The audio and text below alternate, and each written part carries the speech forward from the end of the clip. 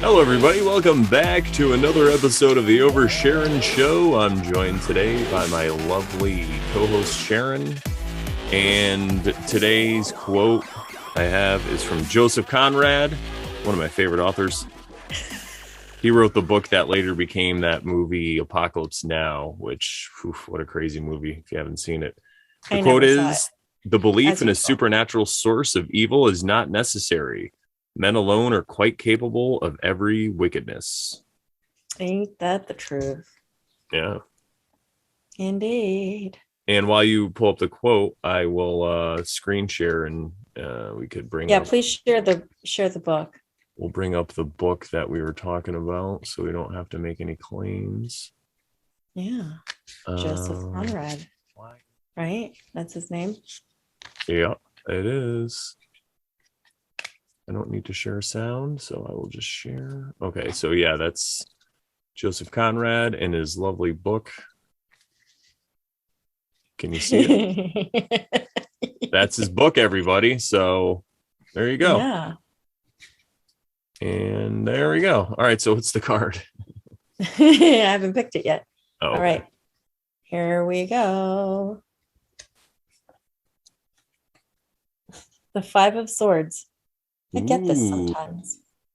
Yeah, that's a really good card. It's funny because I think that card's synchronistic to what we talked about last week, because you see this guy who's in a battle with somebody and there's one loser and there's one winner. Basically, the other one's kind of walking away from all the swords. And I think that it's it kind of points to humility a little bit in that range. So swords have to do with air and ideas. So if you're somebody who is has all these new ideas, you had an awakening, it's a good remembrance, and we're going to get into this. It's a good way to remember to be humble about it and be not to judge others, I guess we could just say, just because you're smarter than them or whatever, you figure out something they didn't. I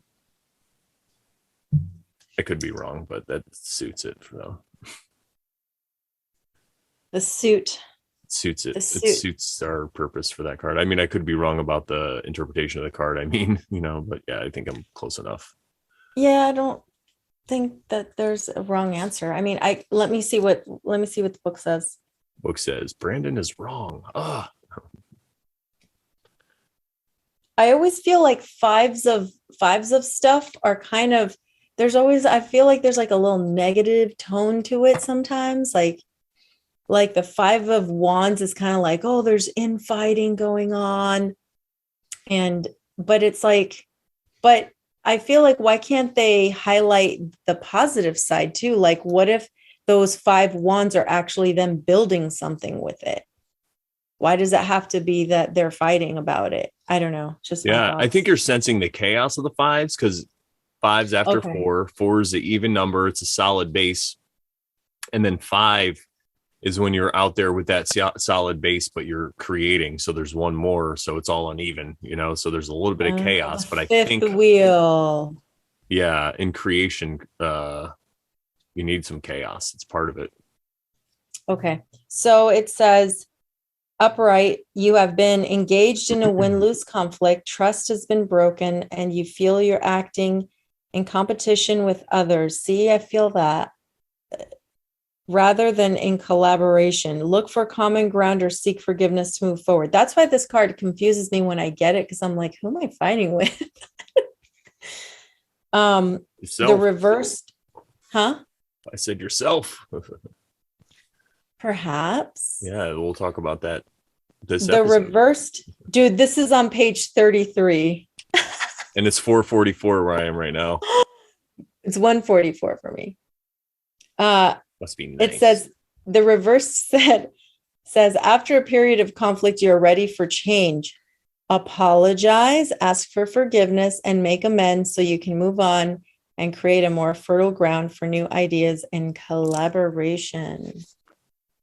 Yeah, and that fits in what I said, because it's the same thing. Some of these battles, you have to, just like in the Bhagavad Gita, Krishna had to go to battle. He had no other choice, but it just depends on how you're going to look at it. Like I was saying last week, if you got to take somebody out because of self-defense, they're coming at you and your family with a knife and they're just like cracked out. It's not about hating them. It's about humility and empathy, empathizing with them Yeah. and keeping them in your heart And like you as you said, glock glock. as you said, there's that exterior view of that, right? And then there's the internal view, which you can see in the Bhagavad Gita, where it's an internal battle that is always going on. And uh you are fighting off, which we're probably going to talk about, but your own demons, perhaps, could it be? The Battle of Kurukshetra. That's how they say it. The Battle of Kurukshetra. That's what the battle place is, the battleground in the Bhagavad Gita. And everyone, a lot of people, as you rightly say they think it's a metaphor for the internal battle. Well, I mean, doesn't the Bhagavad Gita itself say that's what it is? I mean, No, the doesn't Bhagavad Krishna? Gita basically just tells the story. With all the commentaries, like if you listen or read a book, it would say that and it would talk about that, but I don't think that's exactly in the Gita. The Gita is just the story itself. But since it's all in Hindi and stuff, when you listen to it in Oh, English, we get a lot of these people that are interpreting it and they'll let you know that stuff. Yeah, because that's an important one because a lot of people that read the Bhagavad Gita, if you're somebody's new to it, you might think it's just about war. So they want to kind of give you the idea that, hey, it could be this other thing. So yeah. yeah. Well, it's just like the Bible. It's like a parable. And like Jesus would always speak in parables. You Jesus. have Christ. Yep. Yes. Exactamundo, Mm. Sherilundo. I think so. The way this is recording, no, it does say gallery. Okay, cool. Because never mind. We'll figure out how it comes out. Okay, so Did it fix itself? Are you done no, that's not screen what I'm talking sharing? about. It's something with the aspect ratio. Because right now in my window, you're above me and I'm below you, but it makes it easier for me to read the notes. So, all right. You're okay with that? I don't think it's going to record like that, though. I think it's still going to record gallery mode, but I guess we'll Oh, find okay. out. I guess So if we it's different, screw hey, it's around like we're and in the we'll Brady find out. Bunch now. You're above me, I'm below, and it's over Sharon, so you're over, so it'll work out. All right. Okay. So yeah, what are we going to talk about today, Sharon? We're talking Well, well. we are at card number 15, which we started on 13 with, the death card. And then we moved on to 14. We were talking about the temperance card. And well, I feel like it was the next thing. Well, Brandon thought it was the next best thing Oh, to you're going talk to blame about. me for this? How Okay, we dare you? both thought of it, I'm just that it fabulous. was time to talk about the devil card. Yeah. So today Yeah. we're talking about boom, oops, boom. This card right here, the devil card. Bum, bum, bum. So, we're going to give a quick breakdown of the card, I guess. We could talk about it. So you see the devil in the middle. He has the wings. He's got the horns, kind of like a goat. And he's got one hand up. The other hand is holding this torch. And it's looks like he's lighting the torch off the tail of the male there. You got two men. We'll call them Adam and Eve. Man. Call them Adam and Eve. Mans, we got two mans. We got one woman, and the woman's got the fruit as her tail. And I think that's kind of signifying birth and children and creation. And the man's got the fire. That's like the one, the magician Action. Yeah. action. And see how the devil's lighting his torch off of that? That goes back to the idea that evil cannot create, it can only invert. So his He's power taking his energy from them. behind his back, and he doesn't know it. And you see this Adam guy there with his junk hanging out, and he's standing there chained to this block that the devil's on. And you can see the chains, though, they're loosely about his neck. And we talk about this all the time. He So he could loves just his take them off it. chains. Yeah, he He loves his loves his chains. gold chains. He's painting them black, he's painting them gold. And so you could see how they can easily take their head out. But the way he's standing, he's like motioning, like, what can I do? What am I going to do? I got this devil here. What am I going to fight against him? He's going to consume me. He loves his demons. Yeah. Yeah.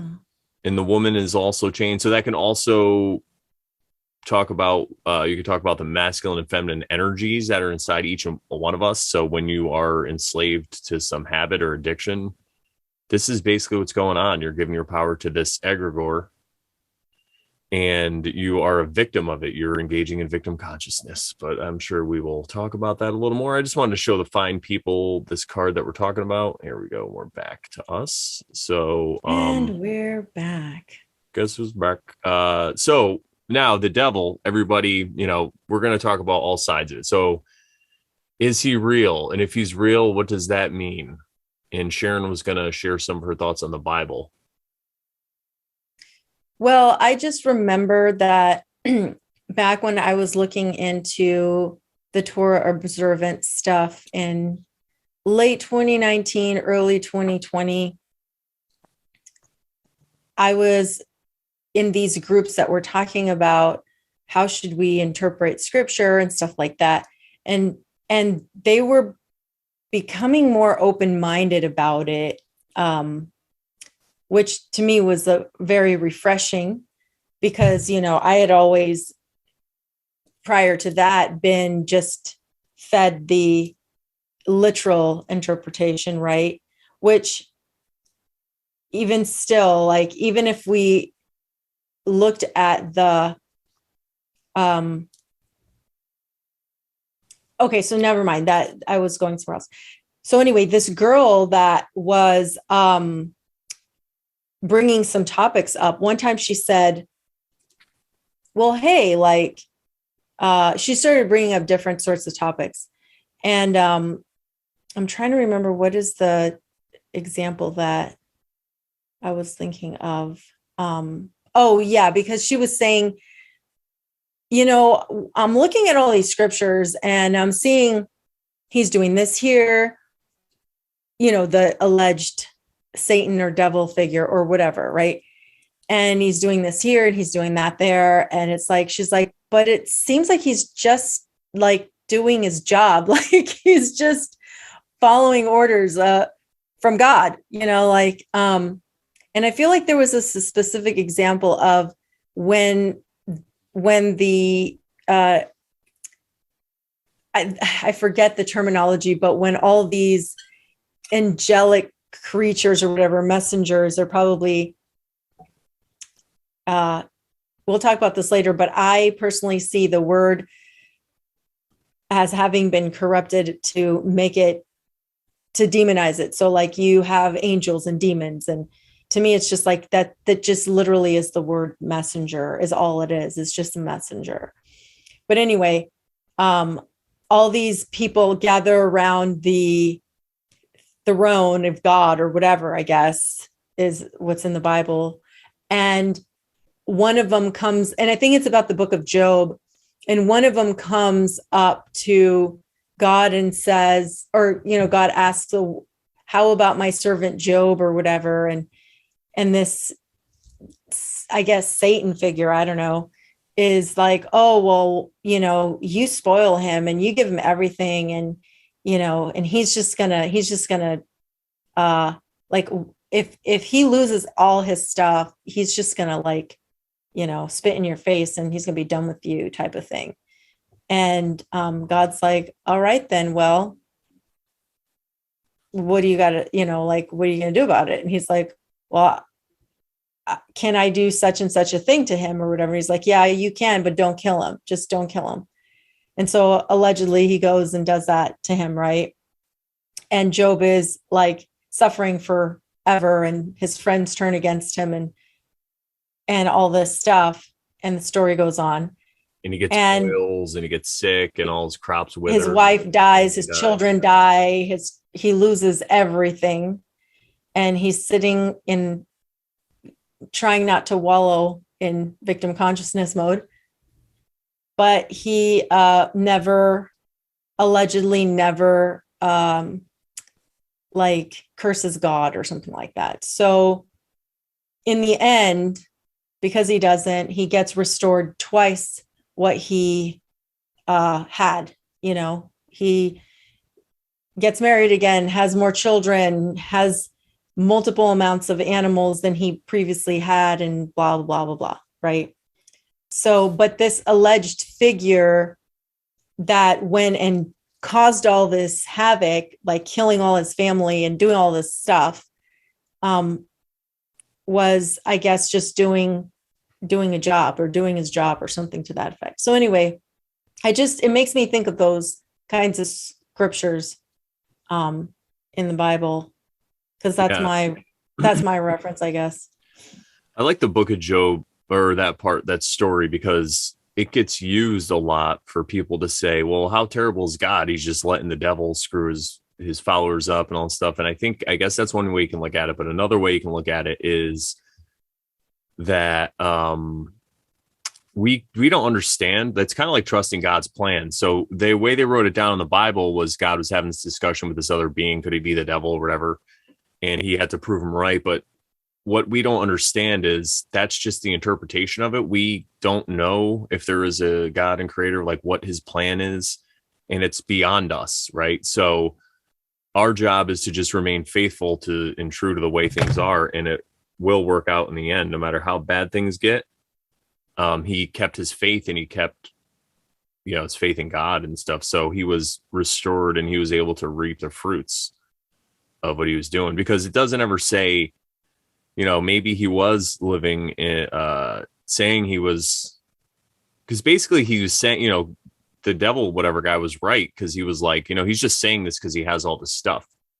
So maybe Job didn't feel comfortable, or something was wrong, and it was kind of like a spiritual death and a rebirth. So he was going through all this crap, and people are turning against him because maybe he just had a different point of view or something like that, right? And then so once he was able to weather that storm, he was rewarded twice as better as he was, so I think you can look at it that way. Yeah.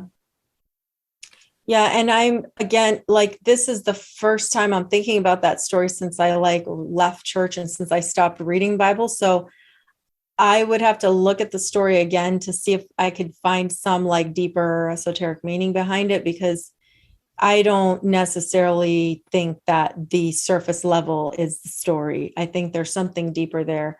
And since I haven't looked at it, I can't comment on that. But this was just me thinking about the surface level narrative, and how people were looking at and asking questions back when I was looking into all this stuff, and asking about, well, what if the devil, is just, who he was created to be, he's just an adversary, and he's like the devil's advocate, you know what I mean? He's just on the other side, and it's not don't demonize him for it, you know what I mean? Well, yeah, it comes back to empathy, right? And it comes back to understanding, and it brings us to our next point we want to talk about. So if there is a devil, and he's still doing God's plan because he's allowing the choice of free will for humans. So even if there is this conscious being that's the devil, he might not even be aware of it. He might think that he's going to win and have the upper hand in the end. But we all know how the story goes in the Bible anyway, where he doesn't. He loses at the end. God wins. So at the end of the day, really, you're right. He's just a tool of God, the creator, or whatever it is. And he's fulfilling the destiny of what's meant to happen in this realm. So it's kind of like yelling at a storm that's coming, and you're pissed off because this hurricane came and wrecked all your land. I mean, we'll put weather control modification aside for now. We'll just say it's a nice natural hurricane. But it's like you're yelling at a force of nature, and there's really, it's just it is what it is. In that regard. Right. Yeah. But if he is not what we've been told, if he's not a real creature, because I take this point of view personally, because the way I've seen it is, like Bill Donahue talks about this, that there's only one power. I mean, there's only one creator. There's only one power. Just like you have the source of electricity, you have the source of the power. it's just whoever is using it. It's in the hands of who's ever using it. So you have the power. You have God's power in you. You have the power, you have the free will to choose whether you're going to live according to natural law and the golden rule, or if you're not going to. So that is the power. So otherwise there's victim consciousness going on. You're just over there blaming an alleged devil for the choices you make when they are the choices you've made yourself. And for all the evil in the world too, right? You're blaming this exterior being. And a lot of people will put God and the devil on the same playing field, where I don't think it's that way. Even if there was a devil, I think it's more of God created everything and the devil is just part of this, so maybe he's like, again, like we talk about angels and demons and these archons, he's just that force, but it's still under God. It's not equal to it. It's just a corruption of it. Basically, it's the inversion of it. And I think just like the shadow, if you have something that exists in light, it's always going to cast a shadow. So you can either hide from the shadow or you can deal with it yourself internally. But we'll talk about right. That. And I like what you said about like you can't put them on a level playing field with each other. So people are there that are like, it's God versus the devil or whatever. If you believe that he is of God, you believe that God is the creator, the all, the divine source of everything. If you believe that, then how is a created thing at his playing level? Like, yeah, it's not like Batman versus the Joker. You know what I mean? It's not that at all. It's like, yeah, because if the creator is the all, then he's the all. He or she or it or whatever, the divine source is the all. If the all created something, then the something can't be better or equal to the all. Yeah, and it kind of, that reminds me like of people who will say, well, why does God let the devil exist, or why does he let evil things happen and stuff like that? But I think that if it's true that we choose to come here and we choose to incarnate in this realm, or we choose to come here to learn something, I think that because that's like victim consciousness again, right? Like, why is it like this? Why is there evil in the world? Why is the devil allowed to run around? I think it's like, it's just you're looking at it that way. It's a point of view, it's perspective. But what if it was he is here to be the adversary, to give you those tests, to give you a standard, to tempt you, stuff like that, stuff that you'd never be able to learn if this was just a paradise. I think if we wanted to exist in paradise, we could. But for some reason we chose not to. We chose to come here and deal with the world. And I think the devil is just a great symbol for the world. I mean, like, when it says God so loved the world, and when people say like Babylon and stuff like that, I think that aspect of the world, I don't mean like the realm, but I think that he is the chief representative of the world, because he's there to tempt you and all these things, make you try to stray off the path for materialism. So he's like the head of materialism. Yeah. Well, I think that people have created this devil, Satan in there just to give, I don't know, just to point to something that is the source of all evil, I guess. But I don't see it that way. And I go back to a scripture that was very pivotal for me back when I was reading the Bible a lot. And it made a lot of sense, and it still makes a lot of sense. And it says, it's in James 1:13-14. It says, when tempted, no one should say, God is tempting me.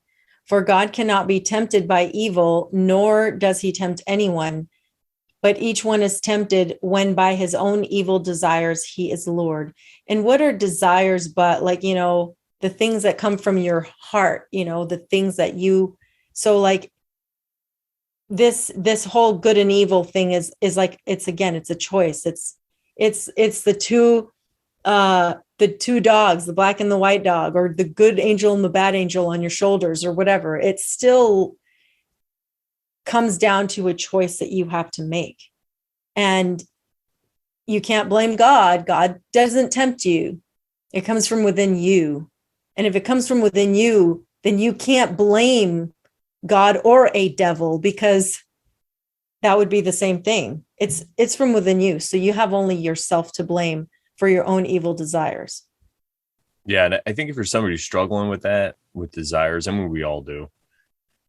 But I think what helped me was to realize that you have to show yourself some self-love, and you have to say it's okay that I have these desires. It's okay that I want to go eat a whole thing of ice cream, or if I see a woman and I want to, I get sexual thoughts, like it's okay to have those. It's natural. It's because of what happened to me.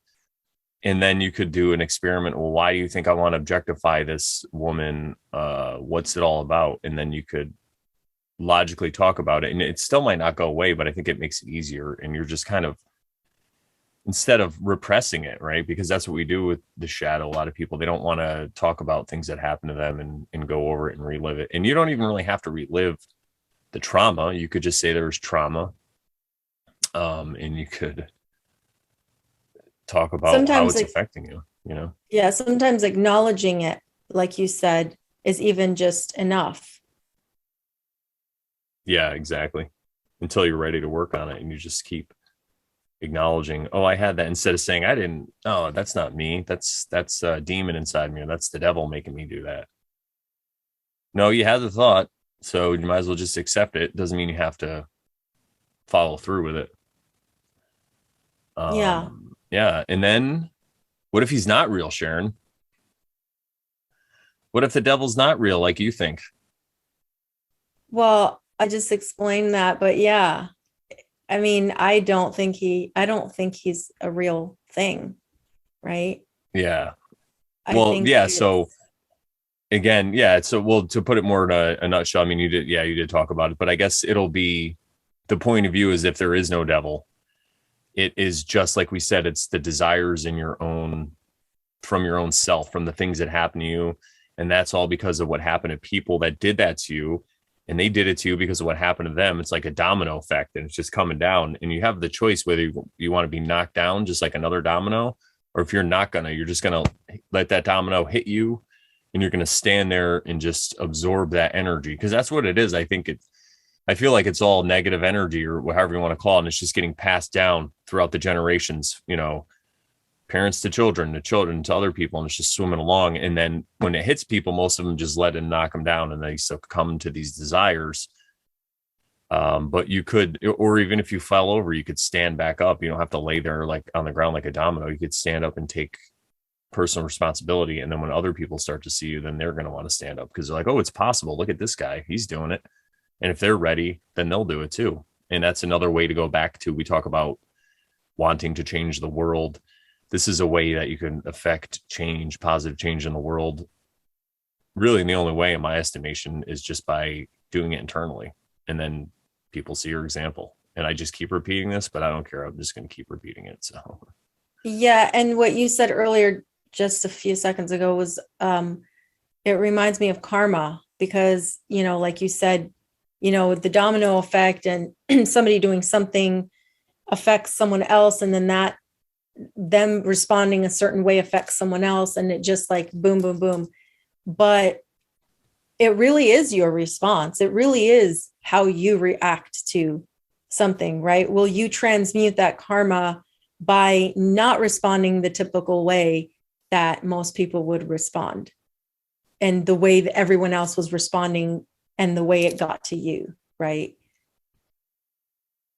and that's all about victim consciousness. We talk about this a lot. And to me, this is one of the most important things, because if you're viewing yourself as a victim, really what you're doing is you're putting the responsibility of the actions onto somebody else. And I've always said, yeah, you could be the victim.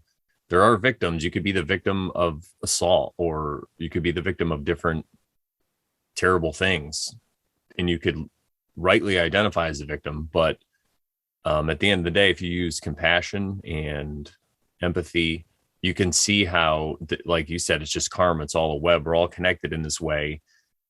And the only way to deal with that is to take responsibility for it. Just to say, this is my desire. Just because I was molested when I was a kid doesn't mean that I have the right to go around and objectify women and do all these things. It's on me. I learned, now it's on me, everything I do, you know? And there was this really beautiful story. I can't remember. I don't think it was Ram Dass. It was this other guy. I can't remember his name, but he was saying how he knew this woman who was brutally raped and beaten by like gang raped and all this crazy stuff. And now she has a healing center for people because of what happened to her. She was able to use that in a positive way. Now she's healed like thousands of people. And she never looked at herself like a victim, you know, and that's really important. So she turned this terrible tragedy, this terrible thing where she was a victim, into a light for other people in the world to see, so they can heal themselves. So, and again, it's all, we're not judging people because they're not doing this. This is just the way. If you want to know, we're giving it to you. If you want to keep engaging in your behavior, go ahead and do it. Because in my point of view, you have to keep doing it until you're sick of it and you want to be done. And that's like last week, Alex had an epiphany. It's the same thing. You just keep going along with it until after a while it just gets too heavy and you don't want to do it anymore, and you just release it. You shed that skin, and then you're a new person. Yeah. And when you do that, it's like you can't go back. Like we were talking in the live chat, and you can't go back to the way you used to be, because your mind it's almost like you've done like a U-turn, and your mind is not there anymore, and it doesn't make any sense. Yep. Yeah. It's like the rebirth, for sure. For shizzle. All right. Well, we talked about the devil, so let's talk about the opposite of that, which is God. We were talking about that already. First thing we want to talk about is, in the Bible, it says man is made in God's image, and what that could mean. So does that mean that there's this guy up in the sky who looks like us, kind of, you know, and then we're down here below and we kind of look like him, but we don't have all his powers? That's how most people that I've noticed in mainstream kind of interpret that, right? They're like, well, you know, he probably is a man because it said it's made in man's image, and, you know, he probably looks like us or whatever it is.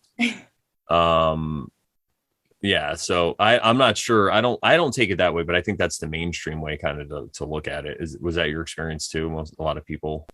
Yeah. I mean, growing up, church, all that stuff, that was the concept. It's like, well, but there was also this concept of like spirit, because he's spirit. We're also, the spirit that's within us is also his image. So I kind of also got that vibe as well, which to me makes the most sense. Not so much the physicality of us, because, you know, even scripture says God is spirit, you know? Yeah. And we're in such a materialistic society. I bring this up a lot, that people are right to interpret it that way from a materialistic point of view. You're going to say God's image, that must mean all of this stuff that I can see is what he is like, because it's all, you know, you think of the material, and you bring up the spirit, which is awesome. Because what is the spirit of a creator? What is the spirit of God? I think you can kind of reverse engineer what they mean by God's image if you just look at the characteristics of God, right? Because it's that word image that people, I think, probably get hung up on. Who knows what the real translation is and what that word's supposed to mean. But if you want to reverse engineer it, since he's the creator, it's possible then we're also creators too. You know, since he is part of the living spirit, maybe we are the embodiment of that living spirit. And we could be small versions of God. Yeah, like little mini me gods, like little mini me creators. Because if you look at everything we do, this is something that you see in Hermeticism. They talk about aligning your thoughts and emotions to create action in the world.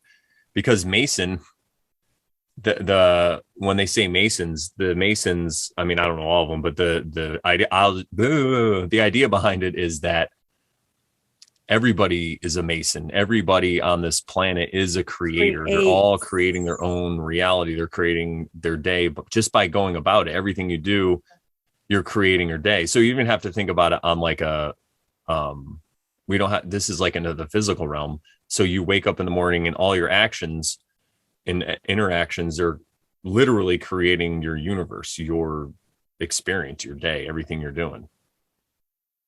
Right. Absolutely. And so people talk, well, go ahead. Oh, no, go ahead. I was going to say, people talk about God.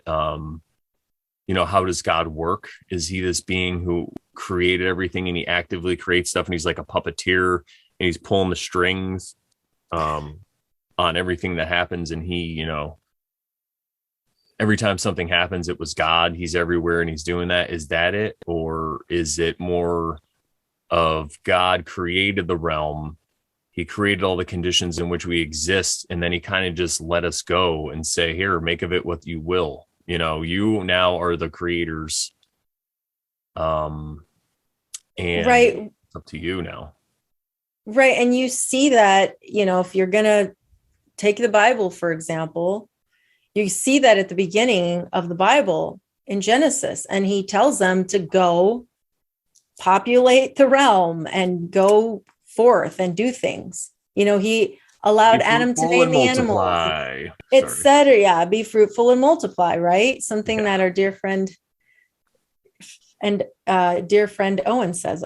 He's not my friend. I don't know him in person, but you know, he would be your friend. Our fellow bear, I should say, maybe. But yes, that's it makes sense that he was like, here it is. Now you can do as thou wilt shall be the whole of the law. Yeah, that, you know, it's funny how I think that gets misinterpreted a lot when people say do as thou wilt, because it does sound really scary. It's like, do whatever you want. But I really feel, and I got this interpretation from Michael Tessarion. So thank you, Michael Tessarion.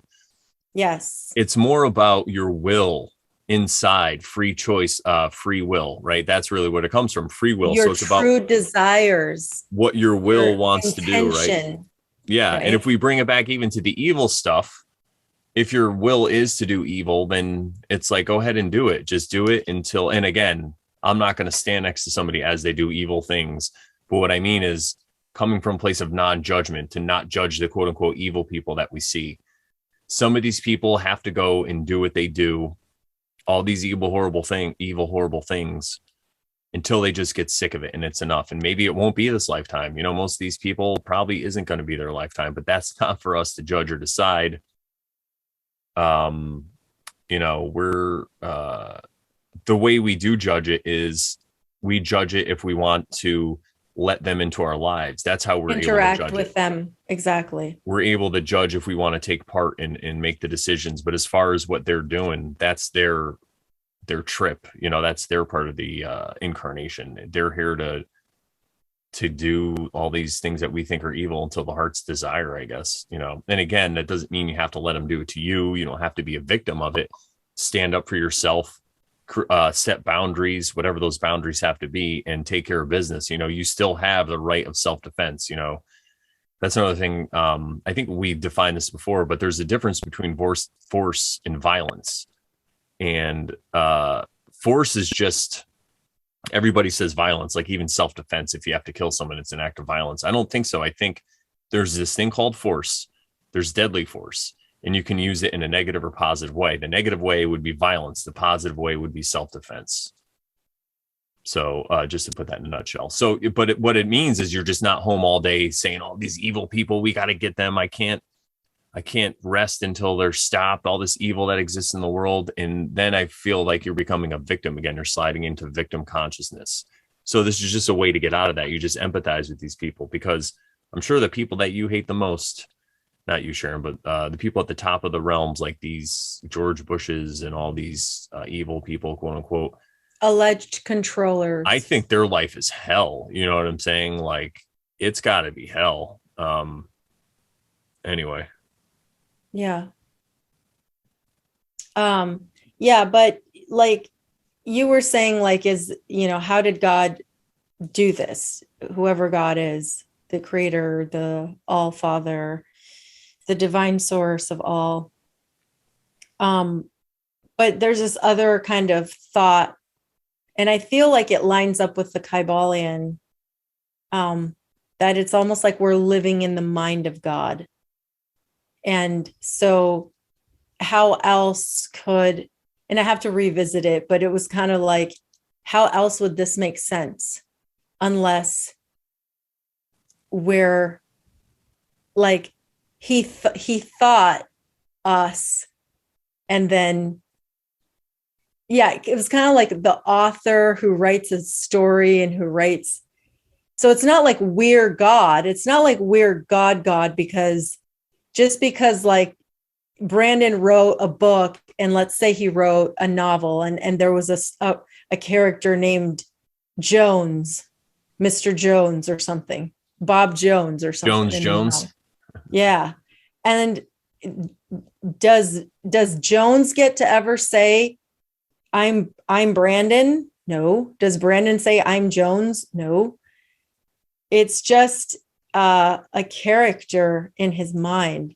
And so it's just an interesting, thought-provoking thing that could it be that we're living in the mind of God? Yeah, I'm glad you said that, because I'm surprised I didn't bring that up, because a lot of times there's this new agey thing where I am God, and I don't think. And I mean, Neville Goddard does say I am he, but like you explained it to me, you have an explanation for that, and you can feel free to expound upon that. Yeah, I feel, again, going back to the Kybalion, what they say, it's right. It's just an internal aspect. So we're an internal aspect in the mind of God, which means we are God, but we're a part of God. So we're not at the level that we create realms. I mean, maybe we are, but I feel like we're co-creating along with this. We're using that same power, because if he put his light inside of us and his breath and his, we're able to animate us, then spirit, right? His spirit. Yeah, exactly. Then we're able to use that to create on that mini level. It's kind of like if you have a foreman, he's not doing any of the work, he's just overseeing everything and making sure everyone's doing their job. And if they don't, then he'll fire them or punish them or whatever it is. That's kind of like the natural law aspect of it. So if there was a creator and he just created this realm, and then he has these universal principles like natural law, which is like the golden rule or karma, things are gonna, you look at physics, every action has an equal and opposite reaction. It's the same thing, I think, in the spiritual world. So it's just these different conditions that we exist in. So I don't think it's like God actually, like when somebody says, why did God take my mother, or why did God take my child? Again, I don't think it's God doing that. I think it's just right. Part of the plan, part of the process.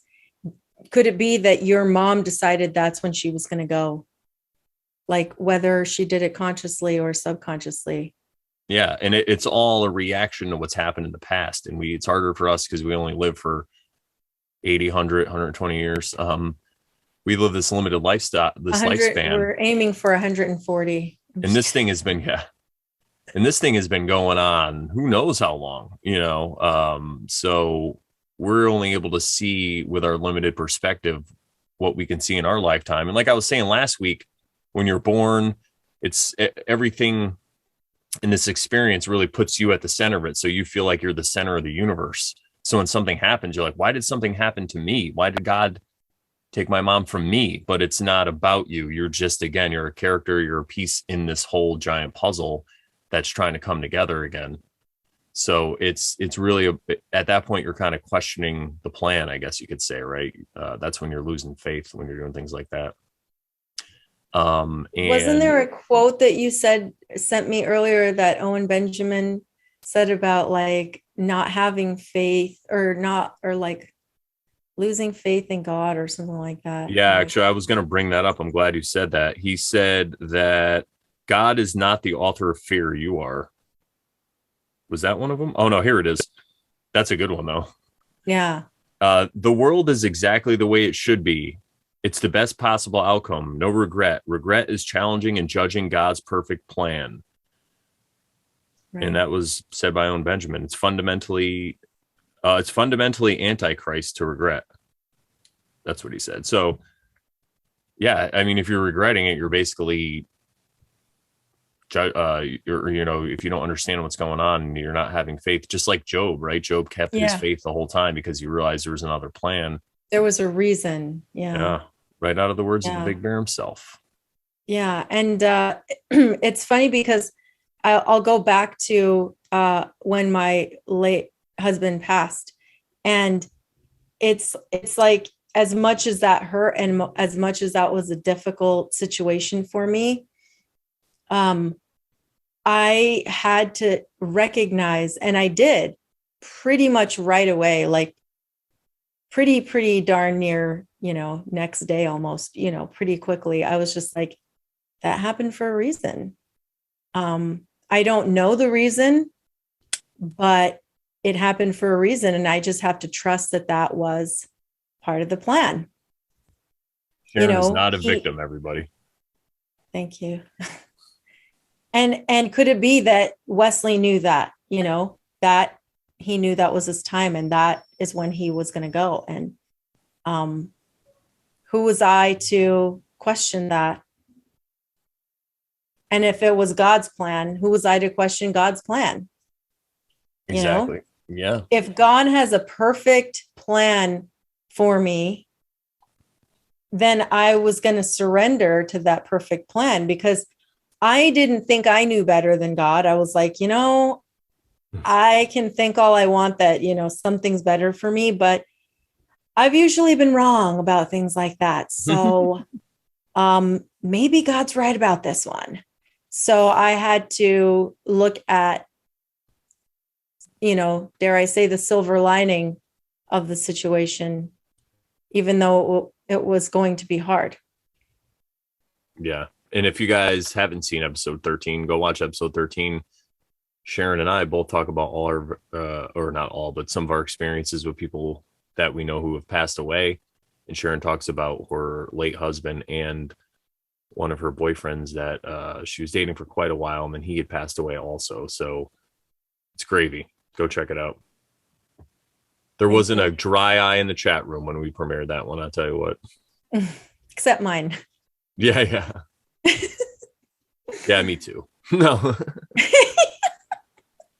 Well, I was there. We had talked about it. But yeah, and it's funny because I didn't realize, I don't know, as we were doing it, I guess I was just caught in the moment. I didn't realize how powerful it was going to be in moving, it was pretty crazy. Yeah. And of course I am joking because I did nearly shed some tears. Yeah. Yeah, that's right. I forgot about that. So I think what we're talking about is kind of like the difference between the Christian view, the quote unquote modern day religious Christian view, versus more of like the pagan view, which I think the pagan view is more in line with like the old Christian view, which is just like the non-grabbled Christian view. Yeah, we'll say it like that. Exactly. Yeah. So that really brings us to like, are we the creators of this realm? Are we the ones that actually are creating? Are we God? And we already covered that one. We're not exactly the God who created everything, but we are aspects of him. And I think that it is possible because as above, so below, we have the image of God. We have his spirit. And I just talked about how we are physically creating our reality every day. And by the choices we make and by the people we associate with and by the situations we get ourselves into one way or another, even though if it looks like we're not getting it, us, because a lot of times it looks like things just happen to us. But I think I think it's undeniable that we create the only way that it's just like, even if you lie down on your couch and you're just like, I'm not moving from here, I'm not doing anything, because, well, you're creating that for yourself, Exactly. And that brings me to Tolkien. I just want to bring that up because I always like to bring that up. And if you look at the Silmarillion and the creation of Tolkien's universe, there was Eru Iluvatar, who was the god of that realm. And he had these 14 beings called the Ainur, and they sang everything into existence. And basically, God was outside of the realm. He was in the timeless halls. and the Ainur were the ones that were on this earth or whatever, and they would affect things. But then they moved to their own island in one age. And then at the end of that age, they came and they conquered the Dark Lord, who was another fallen Ainur. And then after that age, they just left it up to everyone else. They're just like, we ain't saving you anymore. It's up to you guys now. And in that same way, I think that's what kind of what's going on here. It's really up to us to create what we want here. And if we get too far along the Tower of Babel lines, I think there is some kind of reset function where something happens. I don't know. Maybe it's a flood that comes in. Maybe the sky cracks open. Something happens to kind of nature reset. finds a way. Yeah. And I think what Like that the way is, that's Carl just the says. balance in nature. Because when men get so far away from nature, a balance has to happen. So I think it's just initiated from the realm itself. I don't even really believe it's God, the God that we think of as a, you know, this benevolent God. I think it's more of a condition of this realm. And it even Right. these great race, Universal laws. yeah. And what they're doing really with this resets, I feel it's just giving people who see it, the ones who get it, a chance, you know, because they're creating this reset comes in and it destroys the way everything was, and it just gives people a chance now to rebuild, and the ones who see it. Because just like in Tolkien, the line of the kings of Numenor, that's where Aragorn, so people are just familiar with like Lord of the Rings, Aragorn, his line goes back to this line of humans who, after the end of one age, after the Ainur decide to go back to their island, and they even say like the world is folded, so then you can't get to, because before you could kind of sail. And that's what happens. All these men, they sail to the Forbidden Lands, and they're not supposed to challenge to go to war with the Ainur. And that's when God just like Atlantis, he just rips open the ocean. Everything falls in. Goodbye. See you later.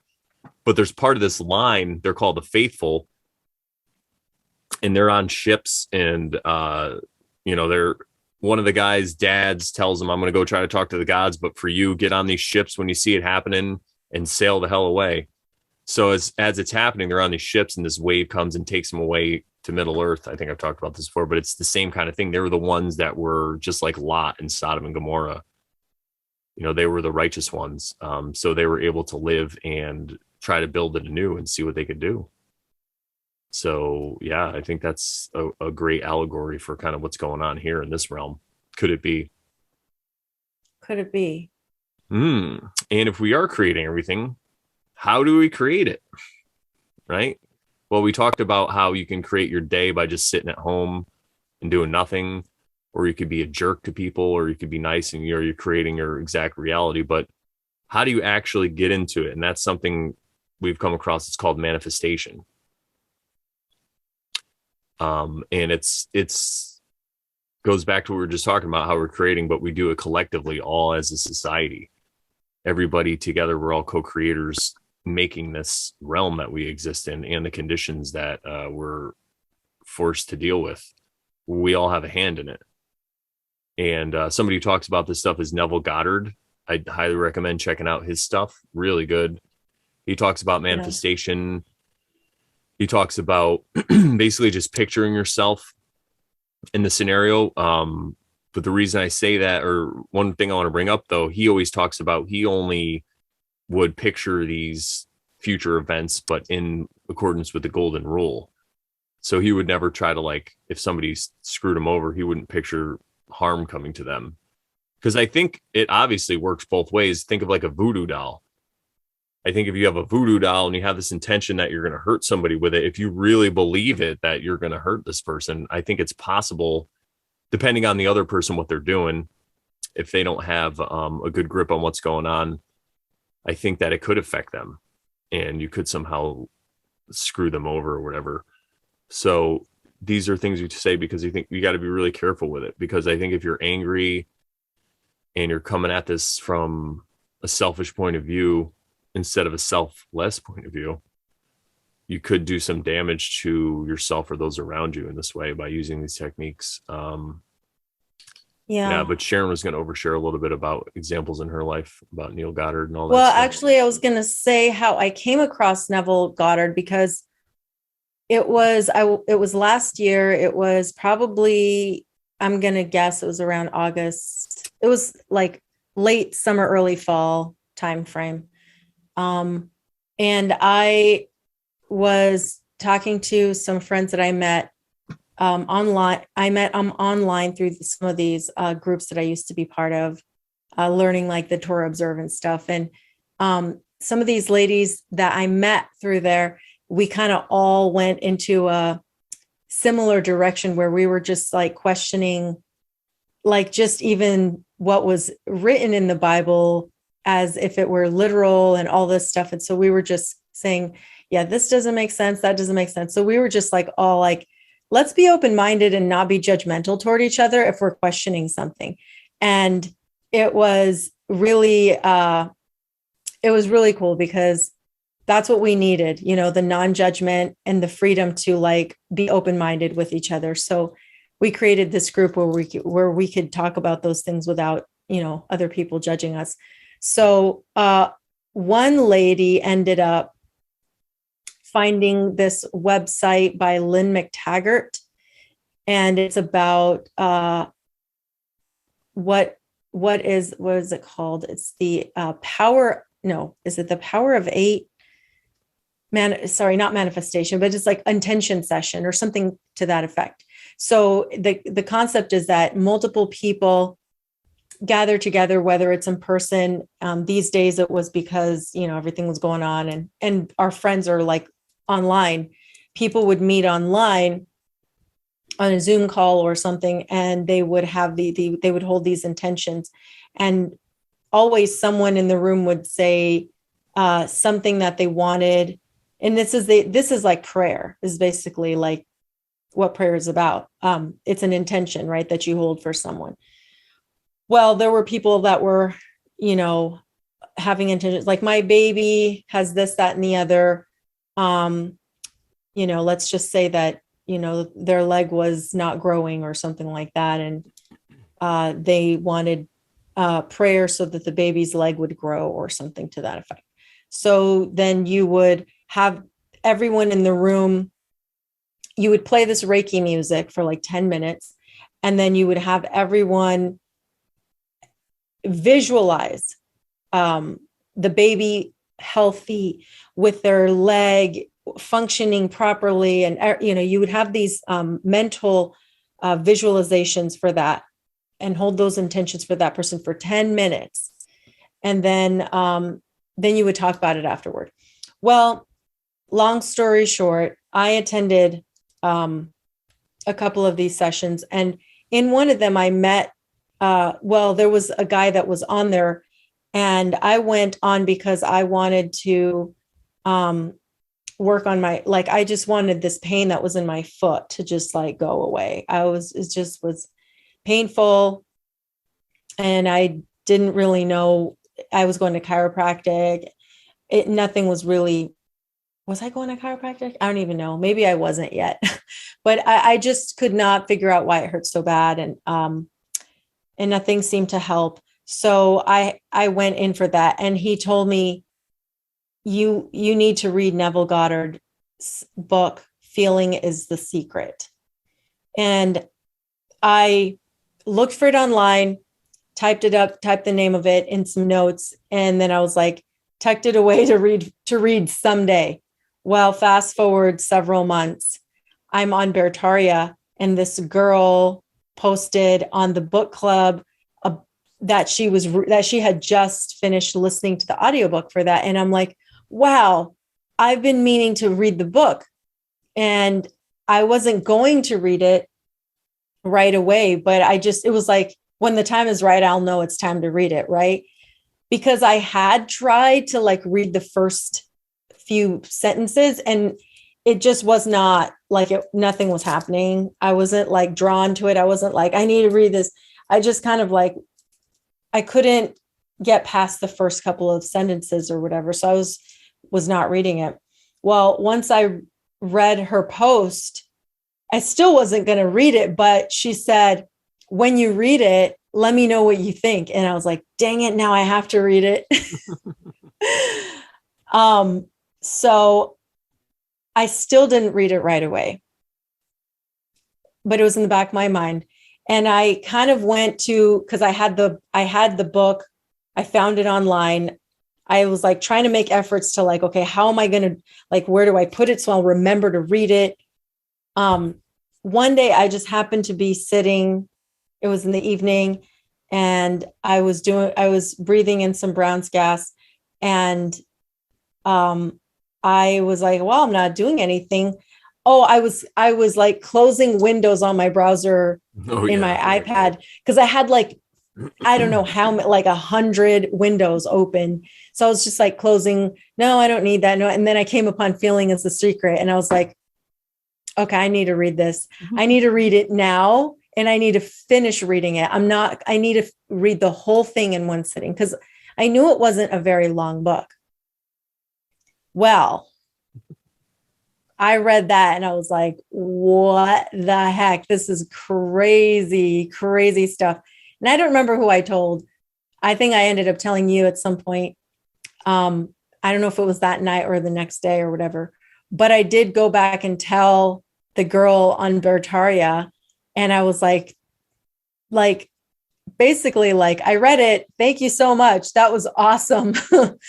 I'm so glad you told me to read it, because that was kind of the oomph that I needed, even though it took me a while. But yeah, once I did that, I think I sent it to you, and then you went and found. I think you went and found other stuff, or maybe I went and found other stuff, and then we were just like sending each other links of, oh look, he said this on this one, read this one, listen to that one. So for like a few days, we were just like listening to Neville for a good for a good bit.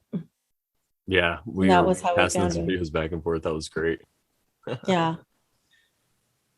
Well, So I guess we could tell a story kind of. So one of the lectures I was listening to, and one of the links that I found, Neville was telling a story. He was actually reading a letter somebody sent to him, and it was about this power of manifestation. And the guy basically wanted to go see these two Russian dancers in New York City. It was like a big production, whatever, like in the 30s or 40s or who knows.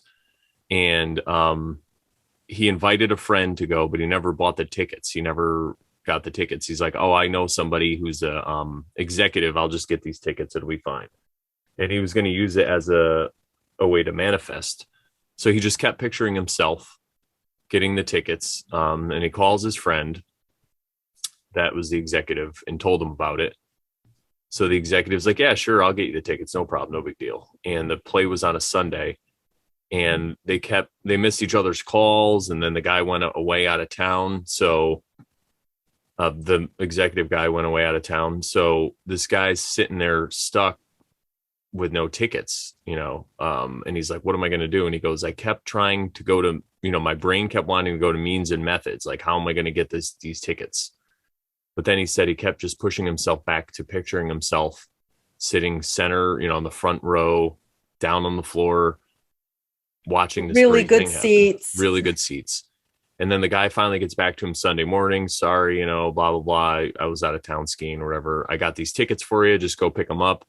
They're up in the balcony, blah, blah, blah. So they weren't the best seats, right? So the guy said, he's like, I didn't hear that. He just said, I just heard him say, your tickets are ready. Just go to the box office. So he just kept picturing himself in the center row. And then when he gets to the place to get the tickets, the guy behind the booth, he ends up knowing, and he didn't even know. It was just like a random coincidence, a synchronicity. He's like, oh my God, I know this guy.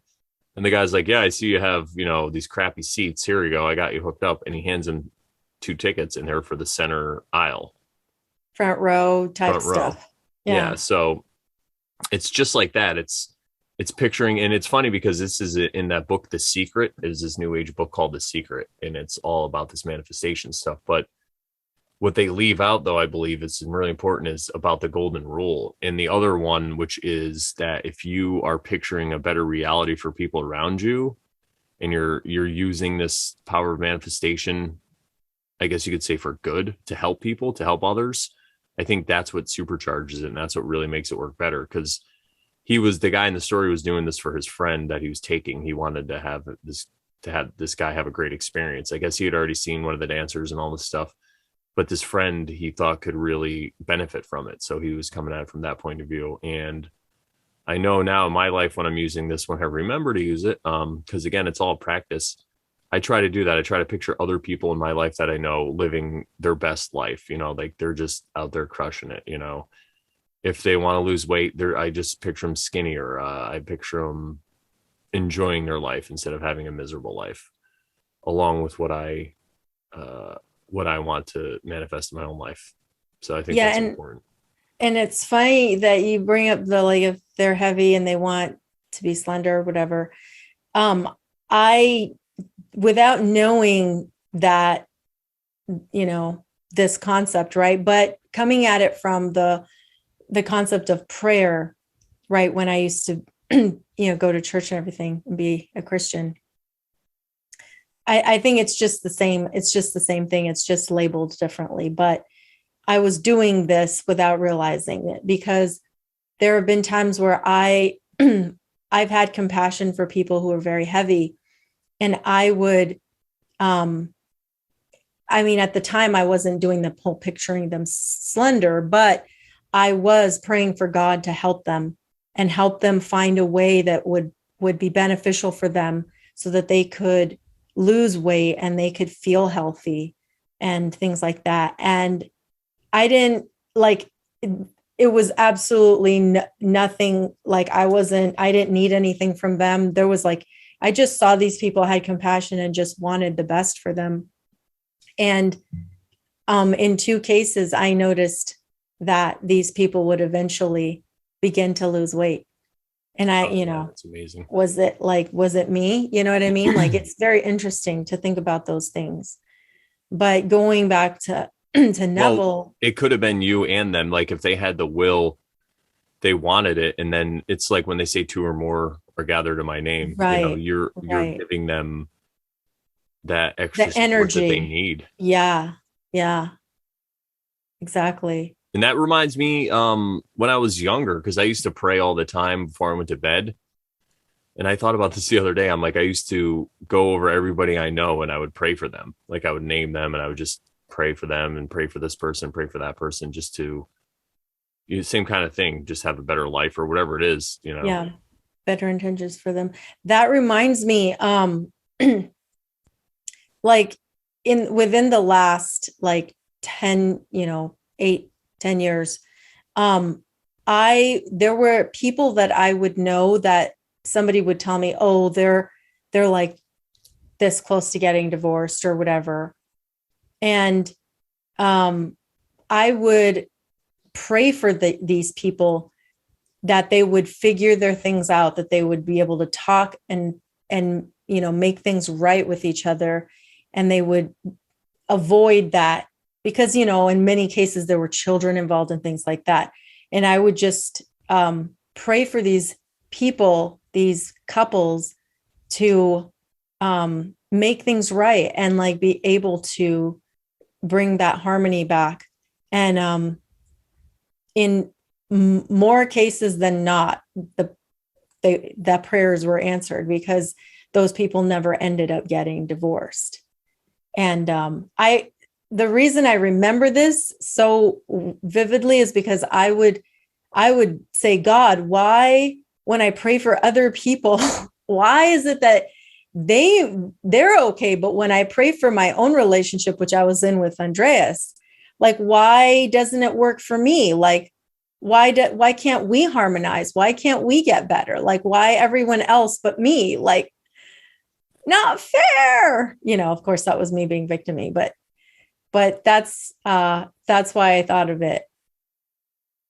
Yeah, I like that. It's like you were coming at it from more kind of like a selfish way.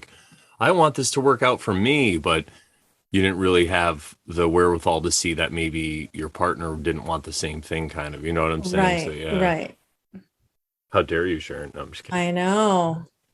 How dare me want something that person didn't want?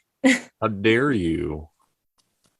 Yeah. But going back to Neville just quickly, just to tell the listeners that this was just one example. There were other stories he told. There were other things in not only his life, but I think it was his brother or his dad or something like that. He was talking about one of his family members who did this all the time. with Yep. things like not having the money to achieve something that he really needed to do or wanted to do, with, like, let's say starting a business with something, and or building a home or something like that. And the guy would just, imagine that it was all just going to work out, and he was just going to be able to do what he needed to do, but not necessarily thinking about how it was going to happen. Like, oh, well, I'm going to need to I'm going to need to do this, or I need to go there, or I need to go. And the guy knew that he wasn't going to need anything from his pocket. Like, he wasn't even going to need to do anything. It was just going to happen. And then these investors contacted him and were like, oh, you wanted to do this? Oh, like, here it is. Let's just do it. That sort of thing. So it wasn't just like a one-off thing that Neville was talking about. It was multiple examples of even his own family doing this constantly. Yeah, I bet that's probably where he learned it, right from his own Yeah. family doing it, and he's seeing it, and then he's probably raised in that environment to actually do it, and then he chose to spread the word to everybody, which I'm very thankful for, because they could have just kept their mouth shut. I'm sure a lot of people know about this, and they do it, and they do it, and they don't share it with people, And again, it happens, I think, in negative ways too. Right. Right. And I do like the concept that you mentioned about, like, uh, doing things in accordance with the golden rule and with natural law, because when you're doing something with no, like, it's like you said, nobody getting hurt, nobody else having any negative effects from what your desires are. That's important. I think there's a cost. They say there's a cost for magic, and I think this is what they're talking about. So you have to have some kind of sacrifice. So if you're doing this for evil or whatever, there's going to be a sacrifice. It might be like a situation where the three wishes you get from a genie, and you wish for, like, I don't know, unlimited gold, and then all of a sudden you turn to gold, kind of like the Midas story where everything he touches turns to gold, and after a while it's like he can't even eat because it turns to gold, kind of thing, or whatever, like he can't touch people because they turn to gold. So it's like that, but in this way, the sacrifice, it's a self-sacrifice. You're sacrificing your wants and needs, and you're looking at how other people can benefit. You're sacrificing your own desires for other people so they can fulfill theirs. So I think that's how it gets supercharged. And again, I mean, at the end of the day, you're kind of like a superhero, right? You're helping all these people around you. And by extension, I think your life is just going to get better. And yeah, you can use it for yourself. But again, it goes down to what you want to do. So like for me, say I wanted to like manifest a living situation where I could like live in the woods and have some kind of, awesome existence where I'm helping people. Well, I'm trying to envision this because it's going to help others. I'm not doing it because I want to be like a movie star and rich and famous and I want a giant boat. And that's the sacrifice that's needed, I believe. And one way I've actually used it in my life without even realizing. So I've been onto this stuff for a while. Like I heard about The Secret and all that, and just picturing yourself doing it, and you just feel it, and you feel the emotions. Like say you want to get something in the mail, you just imagine that you're walking to your mailbox, you open it and it's there. How would you feel? You feel that joy of, a bunch of money in the mailbox or whatever it is, and you just steep in that. And then that's what happens. It's kind of like the law of attraction. And the way that I've used it in my life that I can remember most recently is so my cats, I have indoor cats, but I let them go outside with me. And then sometimes I'll just let them outside. And when I'm sitting around, sometimes in my backyard, one of my cats would be missing for a while. And I have two choices. I could just say, oh no, something happened to the cat. Did it get hit by a car? Did another animal attack it? All these things. Did somebody grab it? Did somebody poison? All these things or I could just picture my cat walking back to me, meowing, wagging her little tail. And I would just close my eyes and picture that. And before long, that's what would happen. The cat would come back to me. So I think it really goes back to what we were saying about being a victim. Like last week, if you have the mindset of fear and being a victim, you're going to get taken out by a predator because they're going to feel that vibration. They're going to sense it. So it works, I believe, as above, so below. It's like a cosmic level. So you're not making yourself a victim, and then you won't be. Yeah, absolutely. And that has a lot to do with keeping negative thoughts away, right? In the Bible, it says you got to keep your thoughts pure. We have the saying, see no evil, hear no evil, speak no evil. And all that gets misconstrued, but it lasted a long time, that saying. And what if it could be what they're trying to convey with that message is to don't have any of these evil, quote unquote, evil thoughts or negative thoughts like fear and doubt in your mind. You don't talk about it. You don't see it. You don't speak it. And then you don't have to worry about it. It's not going to come affect you. It's kind of like what I was mentioning, was it last time, where I said, like, it's not in my karma. I don't feel like that's part of my karma to experience something like that, because it's not like I think about, I don't give it, like, I don't feed the egregore or whatever, you know what I mean? I don't feed the fear. So, and just again, like the devil card. We go back to fear. Yeah. Like the devil card, you're not feeding him with your fire from your tail, and you don't realize that's where he's getting his energy. Right. Right. You have this little fire, but he's lighting a giant torch with it, right. And the funny thing, last thing we wanted to, well, funny, I say funny, but kind of a fun thing we want to talk about here is the medical industry, right? I came to this whole conclusion that I really believe, and I got this a lot from James True, which everything really works off of belief, like your belief systems and all this stuff. And if you believe it, it will happen. And that's kind of like the Wim Hof method. We talked about this guy, the Iceman. A lot of people are familiar with Wim Hof. He climbed Mount Everest in like shorts and a t-shirt. He could just bathe himself in a ice bath, and he can like affect the temperature of his kidneys. He can raise them and all this stuff. And he can do these crazy things without getting sick. And I had this epiphany where I'm like, so first we'll take it this way. Every time you go to a doctor in this medical industry that we have, and every time like I hear on the television, even though I don't watch TV, I live with my parents who I love. They watch a lot of TV, and you hear all these medical ads. Like it's all about medication and, all these ads, and they call them treatments all the time. It's like, oh, he came in for a treatment. Well, if you take the word treatment and break it down from Latin, you get the word treat and then ment, and ment means mind. So they're treating the mind. So when I came across that, I was like, wait a minute. So that means it could be possible that people who are sick that go to this certain medical industry, the mainstream one right now, and they get all these petrochemical medicines, all these different medications that have all these side effects, and they take them and they do this treatment and they believe it's going to make them better. So I feel their thought of their belief that they're going to get better is what actually makes them better if they do get better. And then they just have to deal with all these side effects of these chemicals and medications that are just insanely priced. Like it's crazy because everybody has insurance, so they don't even think about it. Not everybody, but people with insurance, most people, whatever, they don't even think about that. They're just like, oh, whatever. It's so silly that this thing costs like $500. Oh, I have to pay a copay.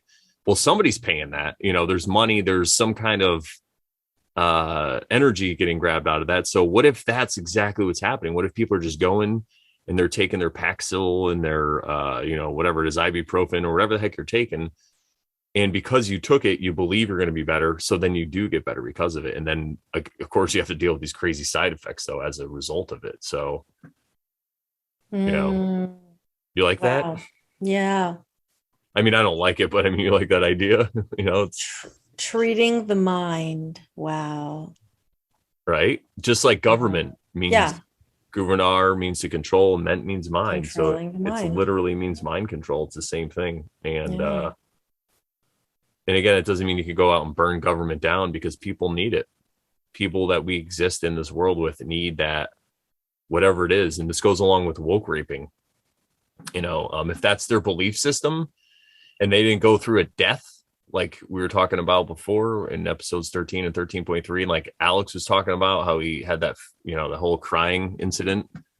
If you don't go through that, you're not going to see it. And by sharing with people, you might put them down these rabbit holes that they're not even ready for. So but sometimes, like I said, I mean, it's up to you. You're the one who gets to make the decision. But what I mean is you can alleviate yourself from guilt if you see someone around you that's getting harmed because of this industry. It's because it's their choice and it's their belief system. There's really nothing you can do about it. Right. No. Let people be. Exactly. Let people be like me. I'm B. Okay. Well, You're B. The next thing we wanted to talk about is, I guess, the Akashic record, people have called it, or source, or, you get a lot of people that'll talk about how they've been able to access through different levels of their consciousness, access this like library of information. Or people say I got it from source, or I had a spirit guide, or some kind of supernatural power that helped me either see an event in the future or a past life, or all these crazy things. And I've heard it called the. Go ahead. I'm just saying I've heard it called the Akashic record. Mm-hmm. That's one way that I've heard it framed, and that was by, I think the first time I came across that was by Edgar Cayce. We'll talk about him a little later, but so what is it exactly, right? What could this be? And I feel like when people say source in Akashic record and stuff like that, there's a couple different ways you could explain it. You can even explain it in a physical sense, where it's just something that's encoded in our DNA. So it's just passed down. Everybody who has lived before us, all the information, knowledge that they've gathered is literally passed down from sperm to egg, sperm to egg, sperm to egg. And don't they call some of that stuff epigenetics? Epigenetics is one way that it's, yeah, exactly. And I feel that that's one way to describe it on the physical realm, but I really do feel that there's more to this realm, because I'm not a total materialist. I think it's like at least right. No, but that's, well, the thing with the epigenetics is that it's not necessarily material, because they don't know how this happens. It's almost, to me, it's almost like the 100 monkeys too, as well. That's kind of exactly like what I thought about. Yep. Yeah. Where you could teach some monkeys on some island somewhere that are isolated, this skill, and then other monkeys around the world start to exhibit the same behavior. And I feel that is how consciousness works, because this realm is so much more spiritual than we've been told. It's a lot about the unseen. And I think that we have this connection to source. It's a source. And I like how it says source, because it's like where we come from, right? It's the source of everything, that we are able to access it. And I think people just have different ways to describe it, because it's the way that they have access it themselves. So somebody like Edgar Cayce, he actually went, in his mind, he said he'd gone to places where he would go to like a library, and there was like a librarian there, and he would just ask him, and they'd go look up different things. And it was like any kind of information, past, present, or future, that he was able to access. Wow. And it was really amazing. He would do sessions with people where he would just lay down and he would go into this trance. So what happened was, he was this guy who, he was around in the 1920s. And this is why he was on a horse when he was younger, and he fell and he got knocked out, and he was unconscious, like in a coma for a while. And then when he came out of it, he had this ability now to just go into a trance and to access this. And at first he would see people, and he would just go in a room with the person. And sometimes, obviously, not everybody's up to like snuff. So some people would ask him about like the horse race, like what horse is going to win the next race or whatever. And since he was in this trance, he would just answer the questions. And then he realized that after some of these sessions, he would get sick, he'd get ill, and he didn't know what was going on. And then after that, he would have his wife come in. So this way, his wife was making sure, I guess it was in accordance with the golden rule, right? Mm-hmm. So after that, he didn't have any problems with that. So he would just really answer questions to help people. Right. In not that way. Nefarious in nature. Exactly. Not in a nefarious way. So I would highly recommend looking into Edgar Cayce. He's got a lot of cool stories and stuff like that. A lot of people were told about like their past lives. And again, even if you don't believe in reincarnation and past lives, it could just mean that you had a relative or somewhere, or somebody you were connected with. So you technically, because if we are all parts of God, then that person lived that experience, and you can access it, and you could feel like you did live that life. this is a way to look at it both ways. Or if you do believe in reincarnation, then maybe that's exactly what happened. You were in this life with this other person.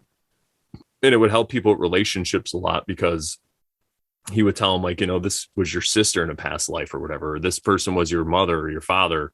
And now you have this other dynamic with them that you have to work out. And what a great way to try to work out a big trauma. Like Michael Tessarion, we mentioned him before. His whole thing is he thinks some kind of comet or something came and there was this big reset.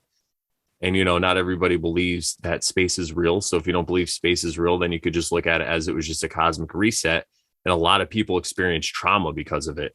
And then it's just getting basically passed down. Like, we learned how to survive in the darkness. And then when things got kind of better, we still had this mindset, and we're slowly working our way out of it, whatever the heck it is. So you might have had to work with somebody before, a different aspect again. And it's all about stopping those dominoes that are falling. So now you're here to work on some other stuff, but yeah, it's really interesting stuff. Yeah, it makes me, like, as you were talking, I just I had these thoughts of, like, because you were saying sometimes people know certain things because of certain things, right?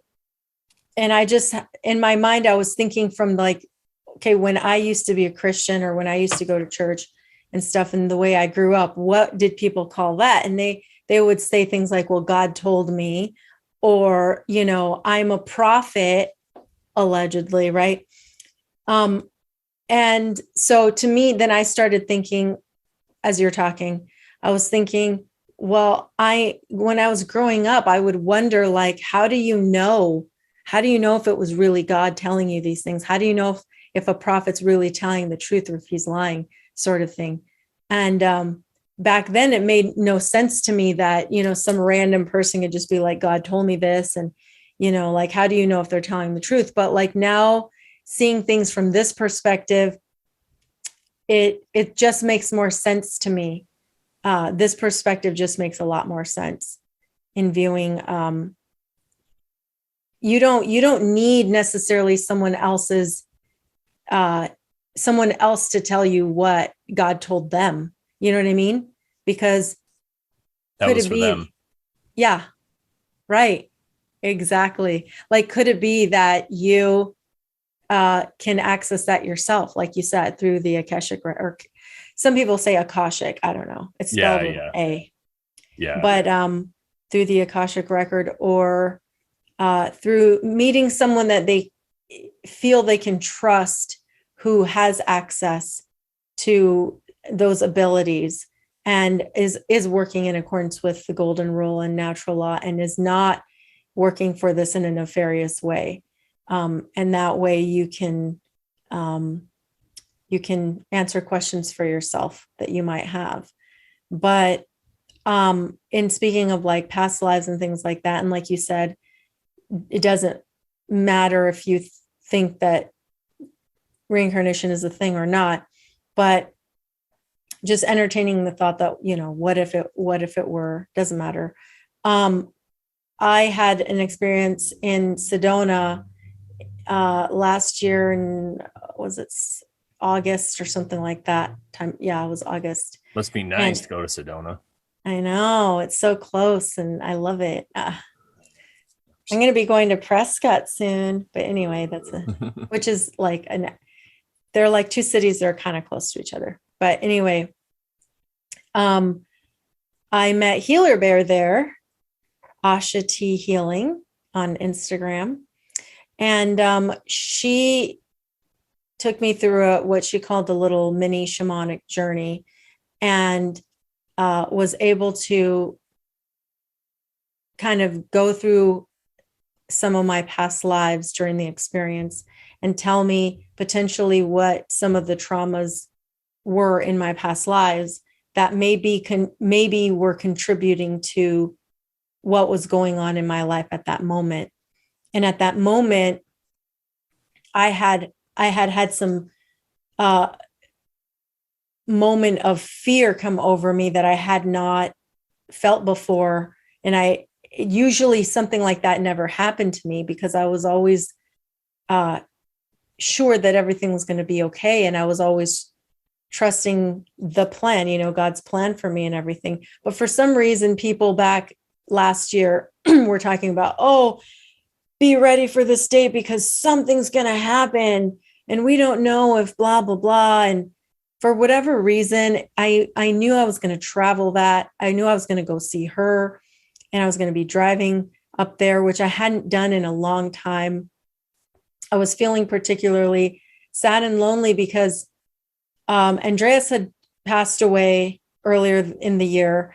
And now I was alone. I felt alone. Like if I traveled, even road trips and stuff, I was either going with him or with a family member or something like that. And this was like, I was going to go alone. I was going to drive to Sedona alone. Mind you, it's only 2.5 hours, but still it almost was like a scary thing for me. And I had this fear of being alone. And what the shamanic journey uncovered was very interesting because I had an experience of my tribe in a very early past life, whether it was my past life or whether this was just something that she saw happen that revealed something about me. Maybe it was an ancestor of mine, but whether it's epigenetics or a past life, I was a young man in my past life, and I had been basically abandoned by my whole tribe for something allegedly that I did. And they left me in the forest by myself, and I was very afraid. And another tribe found me, and they burned me at the stake. And there was just a lot of fear surrounding that, the abandonment, and then being like, killed and burnt at the stake. So that reminded me of a story of when I was, and we may talk about this a little later too, but a story when I was traveling to New Mexico with my mom, my sister, and my cousin. And I was in the back seat, and my cousin was in the back seat. And we get to a rest area. And in my head, I thought to myself, for some reason, because I really don't even know where it was coming from. I guess it was Source. Source was telling me, they're going to leave you. You're going to be here by yourself. And I just thought, well, that's weird. Like, that doesn't make sense. Like, and I had the thought, I was in the bathroom, and I had the thought to say, Mom, you in here? But it was weird because there's a lot of people in there. I didn't want to be like, Mom, wait for me. Don't leave me. Like, it just sounded stupid. So I was like, okay, I'm not going to do that. But my mom's in here. She's not going to leave me. I walk out of the restroom, and sure enough, the car's gone. And I'm like, seriously? Really? You got Joe Dirted. Joe Dirt. That's what happened to him in that movie. He got left when he was a child, though. You were telling me you were about 16 or 17 when it happened. But I was a teen, and the funny part was there was like a little sliver of like, you should be afraid right now. You should be like angry. You should be, pissed. You should be upset. You should be mostly afraid. Right. And mind you, I was kind of pissed. I was annoyed. I was like, how the F does that freaking happen? There's only 4 spots in the car. It's a small little Honda Prelude. How do you freaking leave somebody? It's not a bus, for crying out loud. I mean, I was like, what the heck is going on here? I was very annoyed, but I'm like, they're going to figure it out at some point. I'm like, I don't know how long it's going to freaking take them, but I mean, at some point, somebody's going to turn around. My cousin, I haven't explained her, but she was very odd. She was a very odd individual. So her not telling anybody that I was back there was just like it was just like further evidence to prove that she was just wacko. Like she was an agent of chaos. I don't even comprehend. Maybe you were annoying. Were you really annoying to her? Maybe my sister April and I were, when we were younger, we were a little bit like, you know how kids can be, right? No, I know. I'm just joking. That's still no reason. I don't think, How old was she in relation? How much older was Oh, she? she was older than me. She was probably in her 20s or something. Yeah, so that's even that even makes it worse. That's crazy. Yeah, yeah. And so her not saying something is like, well, what were you expecting? Yeah. You know?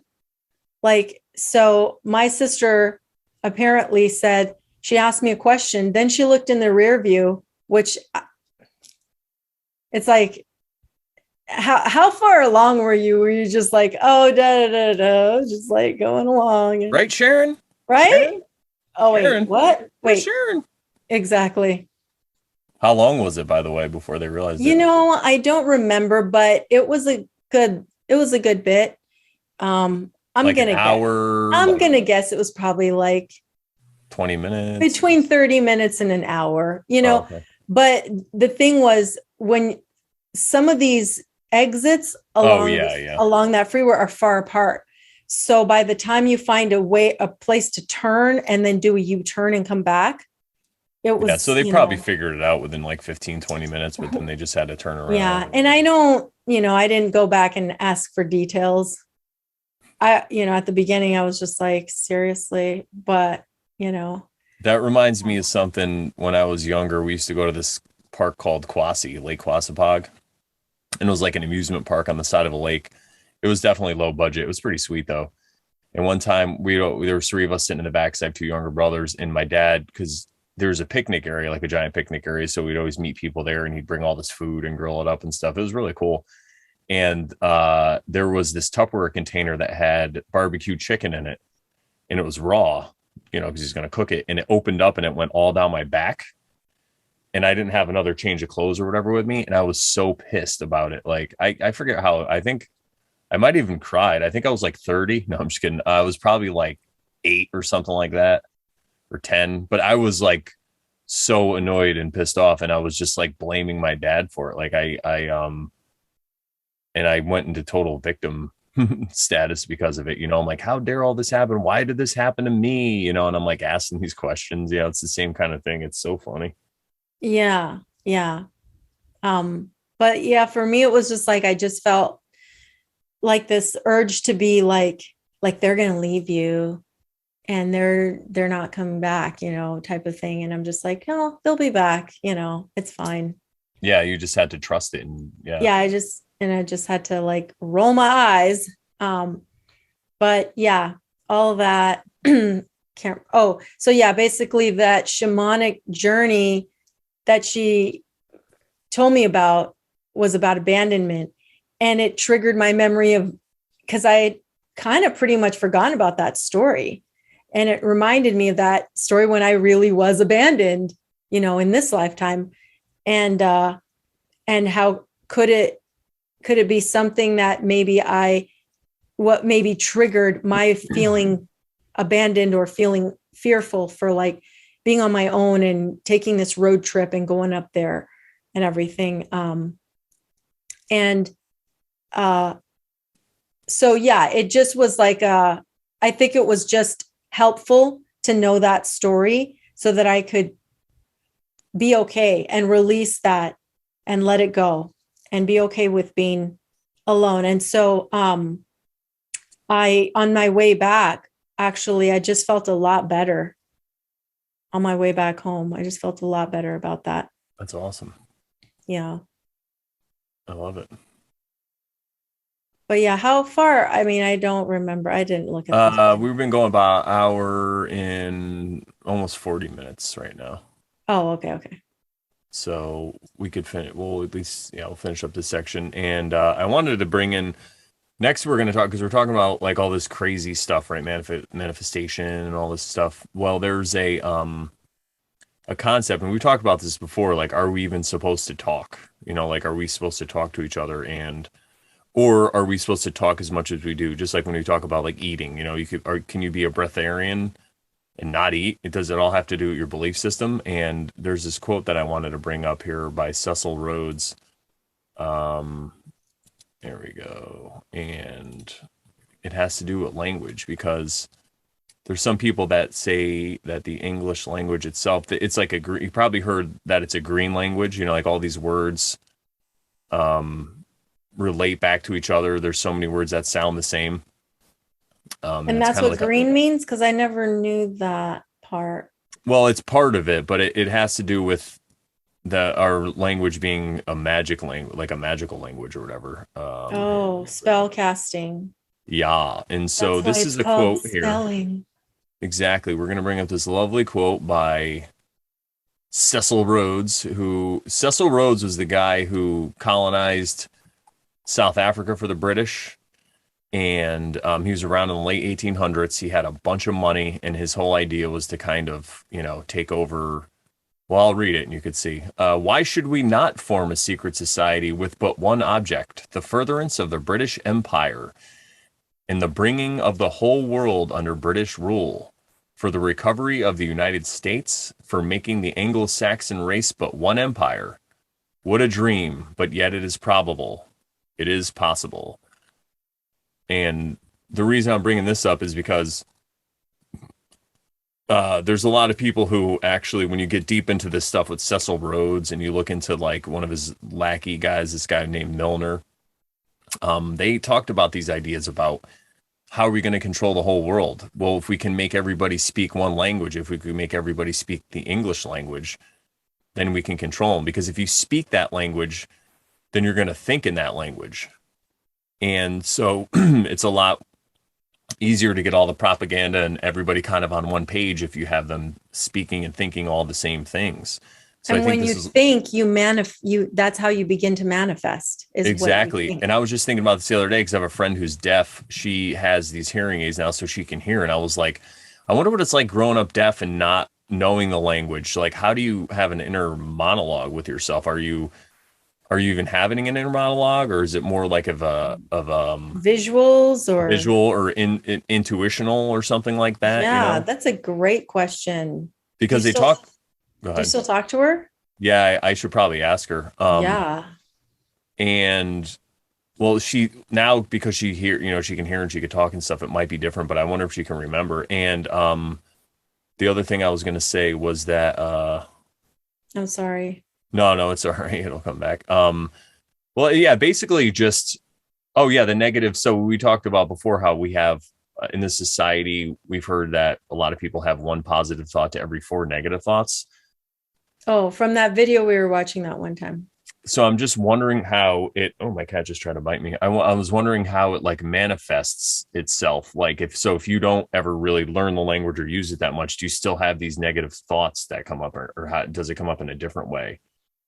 You know what I mean? Like these moments of doubt and stuff. I mean, I'm sure it still does work out, but I think that it is something that people should just consider. I'm not saying we should stop talking, but maybe Those talk who less. know don't speak. Those who know don't speak. That could be another clue to it, like these monks that are just keeping their mouths shut. And I think it could go to Those if you're extremes, if you're but around a lot of people and they're talking about something and you have a different opinion, and people that watch this show get it. And I love you guys. So of course we're gonna see the world in a different way, and we're gonna be like, oh, these people are being so stupid. But instead of busting in with your opinion and the facts that and all this stuff, maybe remain quiet. Because when you bust in with this opinion, the way that they probably are taking, or most people are taking it, is they're just taking it as you don't accept them for who they are. And so they get defensive. We talked about this last week, right? So instead of doing that, you just let it happen and you just accept it. It's because it's what it is. And you probably thought this thing one time too. And I know we want to help people, but this could be another way to help them by just accepting that everything they say. And then if they ask you about your opinion, that's the time that you might want to intercede, and like what I do is I just ask questions instead of making statements, well, what, have you ever looked into JFK and Lem? Who the hell is Lem? Who is this guy that was always with him? The moon, like if they say, oh, well, like, well, you think we went to the moon? Well, did you ever see the lunar lander? Do you know what happens if they put a tank inside a vacuum chamber? Just, like, do you think that that's possible, or just, the curve of the earth? Did you know that the technology might have outpaced the lie, that you can actually see a ship so far away it looks like it goes over the curve, but if you have the proper camera, you could zoom in and still see it. Did you know that? And they're like, what? And then they can go on their own exploration and figure it out for themselves instead of you just sitting there making claims, which at the end of the day, when you're doing that, they might not hear your words. They just see your intention that you don't accept them. You don't accept their belief system. Therefore, they probably think you're stupid, or, this guy must think I'm stupid if he's over here trying to tell me all this stuff. So it's just another little exercise that we can all do. Yeah, absolutely.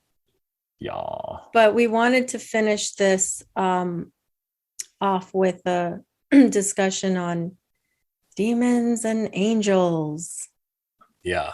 This is probably going to take us over the 2-hour mark. See, Carrie, we do 6-hour episodes sometimes.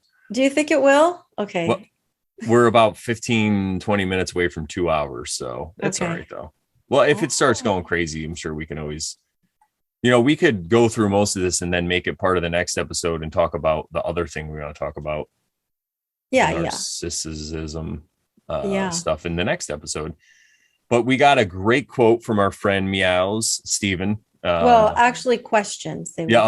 Questions. We got a comment, not the quote is what I want to say. He left us a pretty cool comment talking about this stuff. And there was a bunch of questions in here about angels and demons and stuff. And do you want to read them all and then, or do you want to read them one by one? I can read them, and then that way we can discuss once I read them all. Go ahead. You read them. So the questions that he had were, are we able to affect them? Are angels good spirits versus demons bad as commonly accepted? Can or should we get them to help us? Or is there always a catch, like Faustian deal stuff? Are there other entities that are spiritual that would be different than the classification of angels and demons? And the last question was, do they have their own goal/autonomy, or are they given tasks to fulfill? Let me tell you, these questions are awesome. And we have the best viewers. And I will say that we're just speculating. So anything we say is just going to be from the things we've looked into and maybe potentially our experiences, but in no way are we saying that this is the end all be all. Oh yeah, we don't know. We're just oversharing over here. We're not making claims. And I love that our audience is at the level that they can ask us these questions. I actually kind of feel humbled because of it. When you start a show like this, you never know how it's going to go, and you never know how it's going to be accepted. And we've gotten accepted pretty well. And I think it does have to do with the fact that we're so awesome. No, we are awesome. We don't make claims. Yeah, that we're not making claims. We're just over here asking questions. And we're basically standing on the shoulders of giants. Like a lot of the stuff that I consume, the information comes from people who've read all these books and looked at things really honestly. And they might not get, some people take Michael Tessarion for some reason, or Owen Benjamin. I don't agree with everything he says, but I know that they're seeking truth at the end of the day. I know that they're not trying to trick me and sell me something or whatever. I could see the passion, and I could see, the passion that they put into their work and stuff. So I feel like we're just standing on their shoulders now, and I guess I'm not younger than Owen Benjamin, but we're at a different point of view, so we can add to the discussion in our own way. And we don't have to convince Owen or Michael Tessarion or anybody of what we think. We're just out here speculating, and it's not like we're better than them or anything. We just have a different perspective because of what we went through in our lives. So the first one is, are we able to affect them? Now, I think this question means like, can we kind of like hurt them, or can we touch them? Can we interact with them? Maybe. Can we interact with them, or can we mess up their mission or whatever, something like that? Like if they're here. And I think that, first of all, I guess I could just kind of give how I see it. Let's just say like how we see things, because then that will answer questions, I think. The way that I see this, and I know Sharon agrees with a lot of this, but I really feel, especially listening after Fortune de Saint Germain on Crow, I think that it's both. I think that, but I think everyone's just looking at it from the wrong way. You know, we grew up in this society that they teach us all about materialism, right? It's everything is on the external, but I think it's all internal. Everything that's going on, because everything we see, it's a picture that's in our brain. So that's part of it. So it is internal. We don't really know what's out here in front of us. We're basically looking at a screen, kind of like if somebody had a one of those metaverse or whatever they call it, virtual reality. When you have those goggles on, that's kind of where we're at. We're just feeling around and we see this picture. So we think we see this. So I think that we don't see everything that's out there. So a lot of this stuff comes from our connection. So we were talking about the connection with source and the world. So what if this world does exist within us, but it exists within everybody also, right? So these entities come from inside us or inside other people or inside this consciousness. So there's these aspects or whatever they are, archetypes, I guess you can call them also. Archons is a good one, angels, demons. There are these forces that exist. And I think that they are very, very real, because what is real? Like, right. You know what I'm saying? If something kind of demon or angel causes you to do something or helps you, it is real in your experience. So I don't want to go out there and say that there's no such things as angels and demons. We're all just making it up in our head. That's not what I mean. Right. I think that there are entities out there, and maybe they're on a different dimension than us. Maybe that's why we can't see them, but then they could see us. And I think they're just there to guide us along our way. And it really has to do with, like, if you seek, you will find. So if you're going along and you're looking to do evil or bad things or not live in accordance with natural law, there's beings that are there that are ready to get some chaos going. And I think that, but it's more of, like he said, like a Faustian deal. I think you have to kind of call it into your life. And it doesn't have to be a conscious way to call it into your life. I think certain behavior calls it into your life. So if you're going along and you have one of these, say you have a dark night of the soul, you have an epiphany and you see things differently, and then all of a sudden you're a spiritual being and you think you have it figured out, right? We were talking about the second ego death. So you think because most people in society are just materialists, so now you're above that. So now you kind of think you're better than them, and you have this idea of how it is, and you're going to go around and tell people. Well, I think that's when you have this light. Some of these demons are going to be attracted to you, and they're going to come onto you, and they're and get attached themselves to you. And I look at it as more of an aspect, or like as a way of behavior. I think they're just a way. Like I was saying last episode, actually, it's just popped into my mind how I was saying there's the truth. And then you get this screen. Somebody could put a screen in front of the truth, like a green or like a tint. And then you just see everything in that tint. I think it's that same way. It's this aspect that comes and it attaches itself to you. So now you see the world in this one way, and it's going to affect everything you're doing. It's going to affect everything, all your behavior in a negative or positive way. So that's kind of in a nutshell how I feel about what they are. And I guess we're going to talk more as we go over the questions specifically, but that's about where I'm at with it. Yeah. And I mean, I think that just what you said is helpful. And, you know, if we do need to go deeper into the questions, we can. But some stuff you said made me think of Crow's episode. And if I can find it, I'll say which one it is. But it was the episode he did with just him and Jason. And it was about, I found it, 394. He talks about, if I'm not mistaken, this is the one where he talks about the sun, and he talks about how all the planets were, was it the planets? They were like all associated with all these words that are in the Bible that are like thrones, dominions, powers, mighty ones. So they were all, and then each one was like a planet.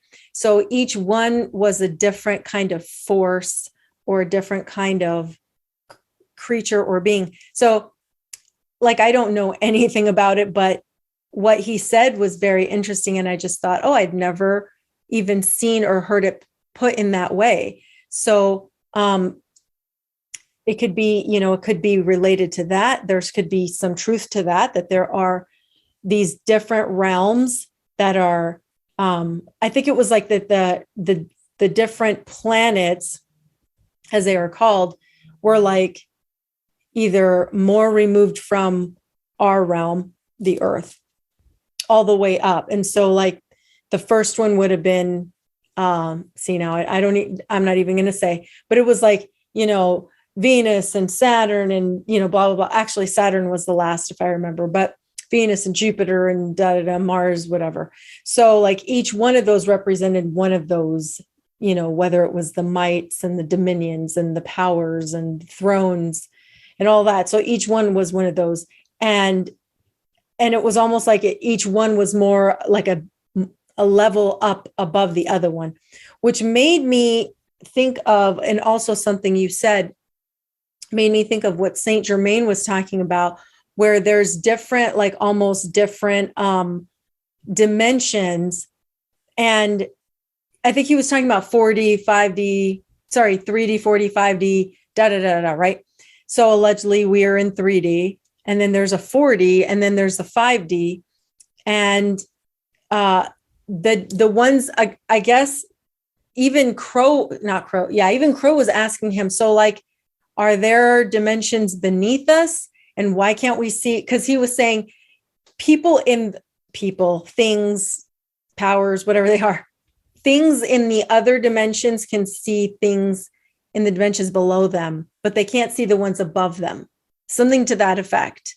And so it just made me think of what Crow was talking about and what we're talking about now, where like we can't see those other realms, but potentially they can see us. And that's why, like you said, some of them are drawn to you when you are undergoing these experiences, and maybe you need to go through these experiences to grow and learn from them.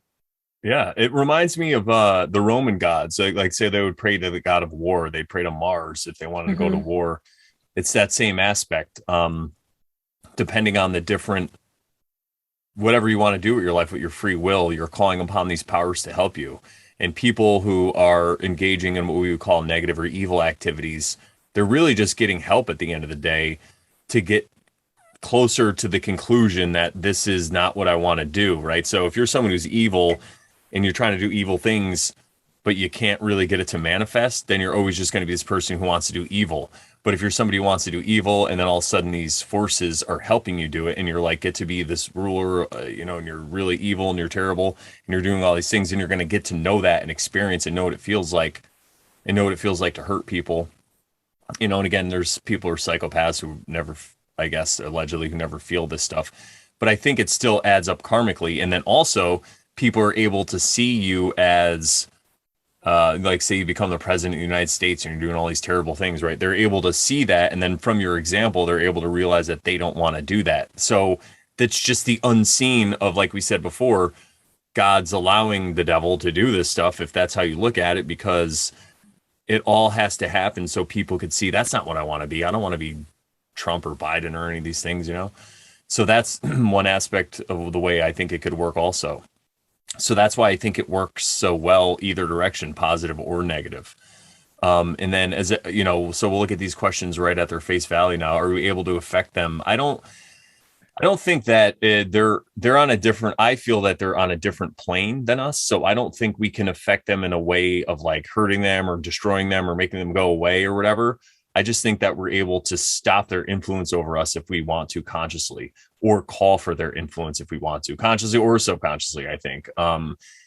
And, we talked about casting out demons is something that we've both seen in our time with born again Christianity. Yeah. And I've seen people who like wanted to quit smoking or quit drinking, and people pray over them and they cast out the demons. And I've seen people actually quit these things and do better with their life, right? Because they had this demon casted out. And I think it goes back again to their belief.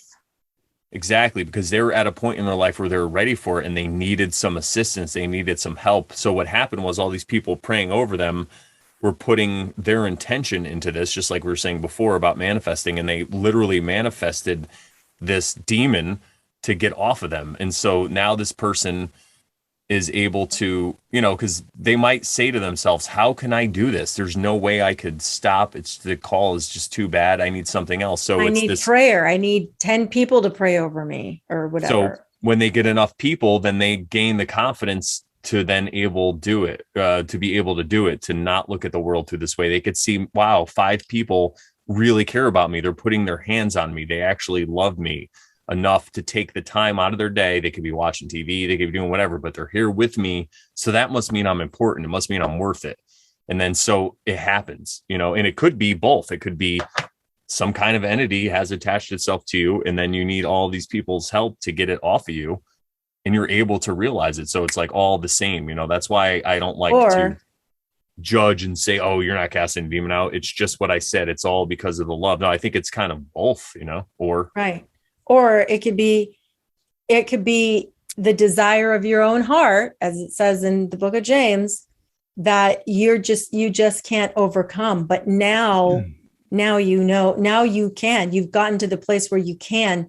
And so now you can say, no, I'm not going to do that anymore. Yeah, exactly.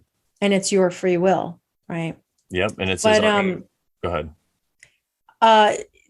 I was just gonna, I guess I can talk a little bit about the casting out demons stuff. Oh yeah, go ahead. But I wanted to go back to his questions, but I'll just, on the casting out demons stuff, that cousin that was in the car with me that did not tell anybody that I wasn't in the car.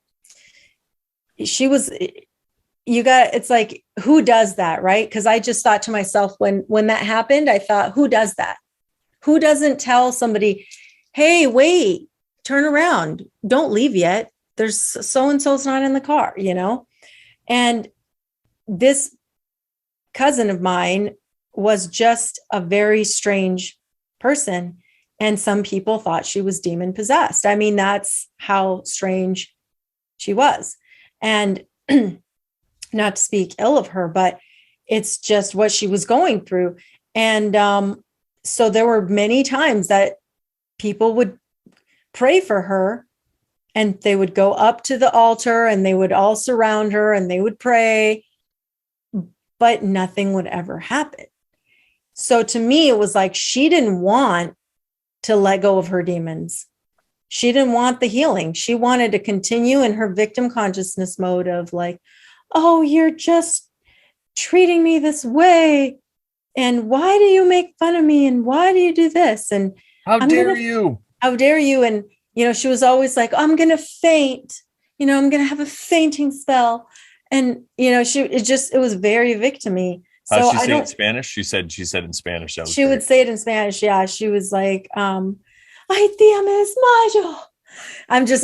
I'm like being really dramatic, but like I love it. She was pretty dramatic, but she would be dramatic. And she just probably didn't want to let go of that.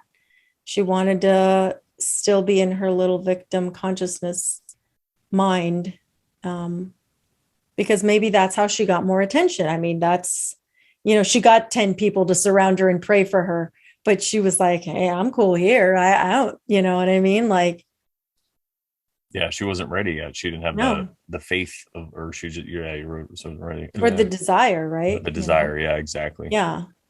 So, but I was going to get back to I was going to get back to the question. So yeah, the next question was like, are angels good spirits versus demons bad as commonly accepted? And I think we talked about this before, maybe in the previous episode, or maybe earlier in the episode. Now I can't even remember, where I just think that the word has been manipulated and demonized, because even the word demon is just, I think it's just a messenger. That's all it means. So you have these nuanced meanings of like, oh, that's evil, and but that's just what society has put on those. So are there? I don't know. But what I know is that those words literally just mean messengers. They don't have that other nuanced meaning that society has put on them. Well, going back to what I said before, I think you could look at it as all a good thing because even if it's something we're perceiving as evil and terrible, they're all still helping the experiences. People like Fortune St. Germain said, this is a realm where we're here to learn. Exactly. And if that is true, Then they're right, testing us. we're going to learn either through suffering or through joy. So these demons that come in, they help the suffering, they intensify it, they make it worse, they make it unbearable to where you want to change everything about you and stuff like that, right? They give you everything. It's just like when Jesus went into the desert for 40 days and 40 nights and then he was tempted by the devil. The devil was saying, hey, he's like, I could show you all this stuff. You could be a king of this thing. He was telling him all the things in the physical realm that he could go do if he wanted to, right?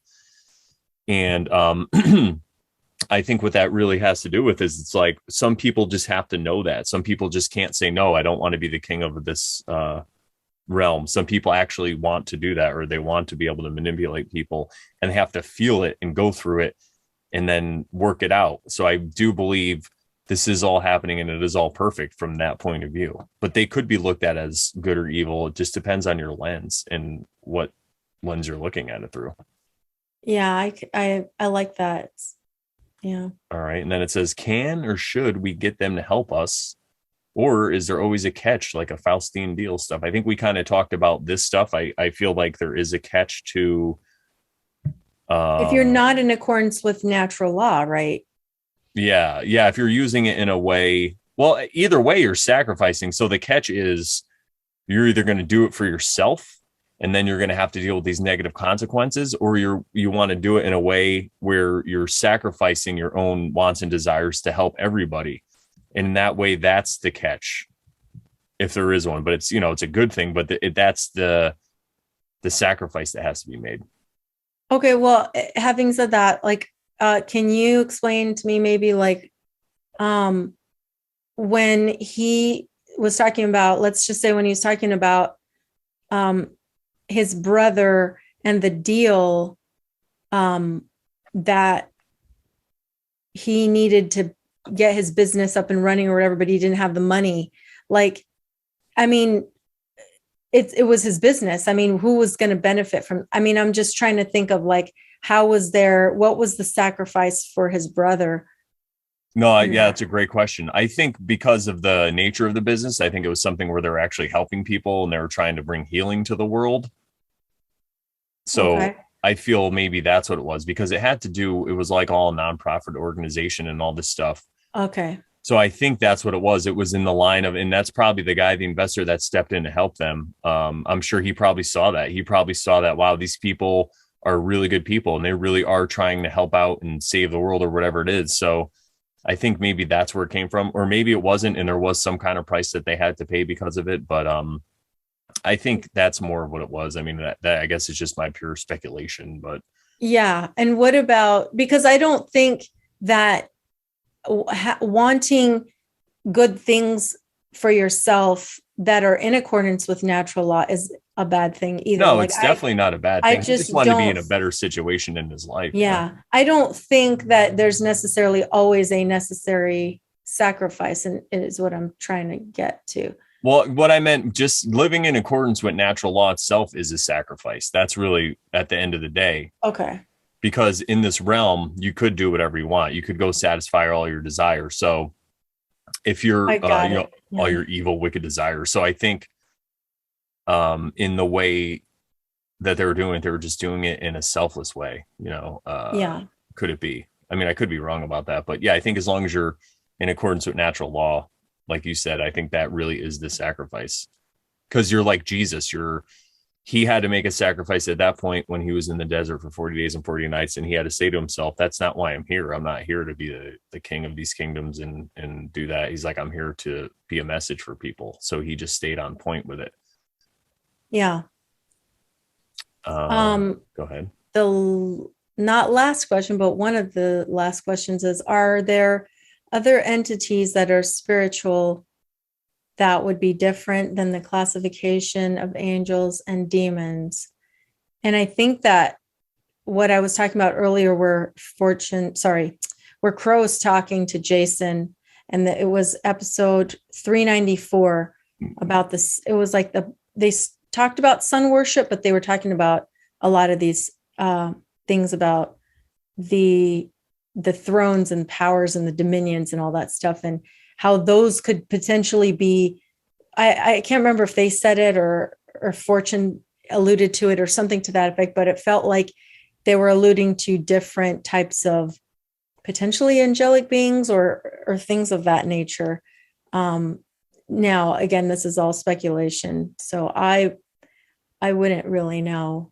Yeah, I think this is more of I think it's quite possible. I think that humans just put a label, right? Again, it's the English language. It's actually limiting us to angels and demons. I just think that there are other entities, just like us. We're in the third dimension, allegedly.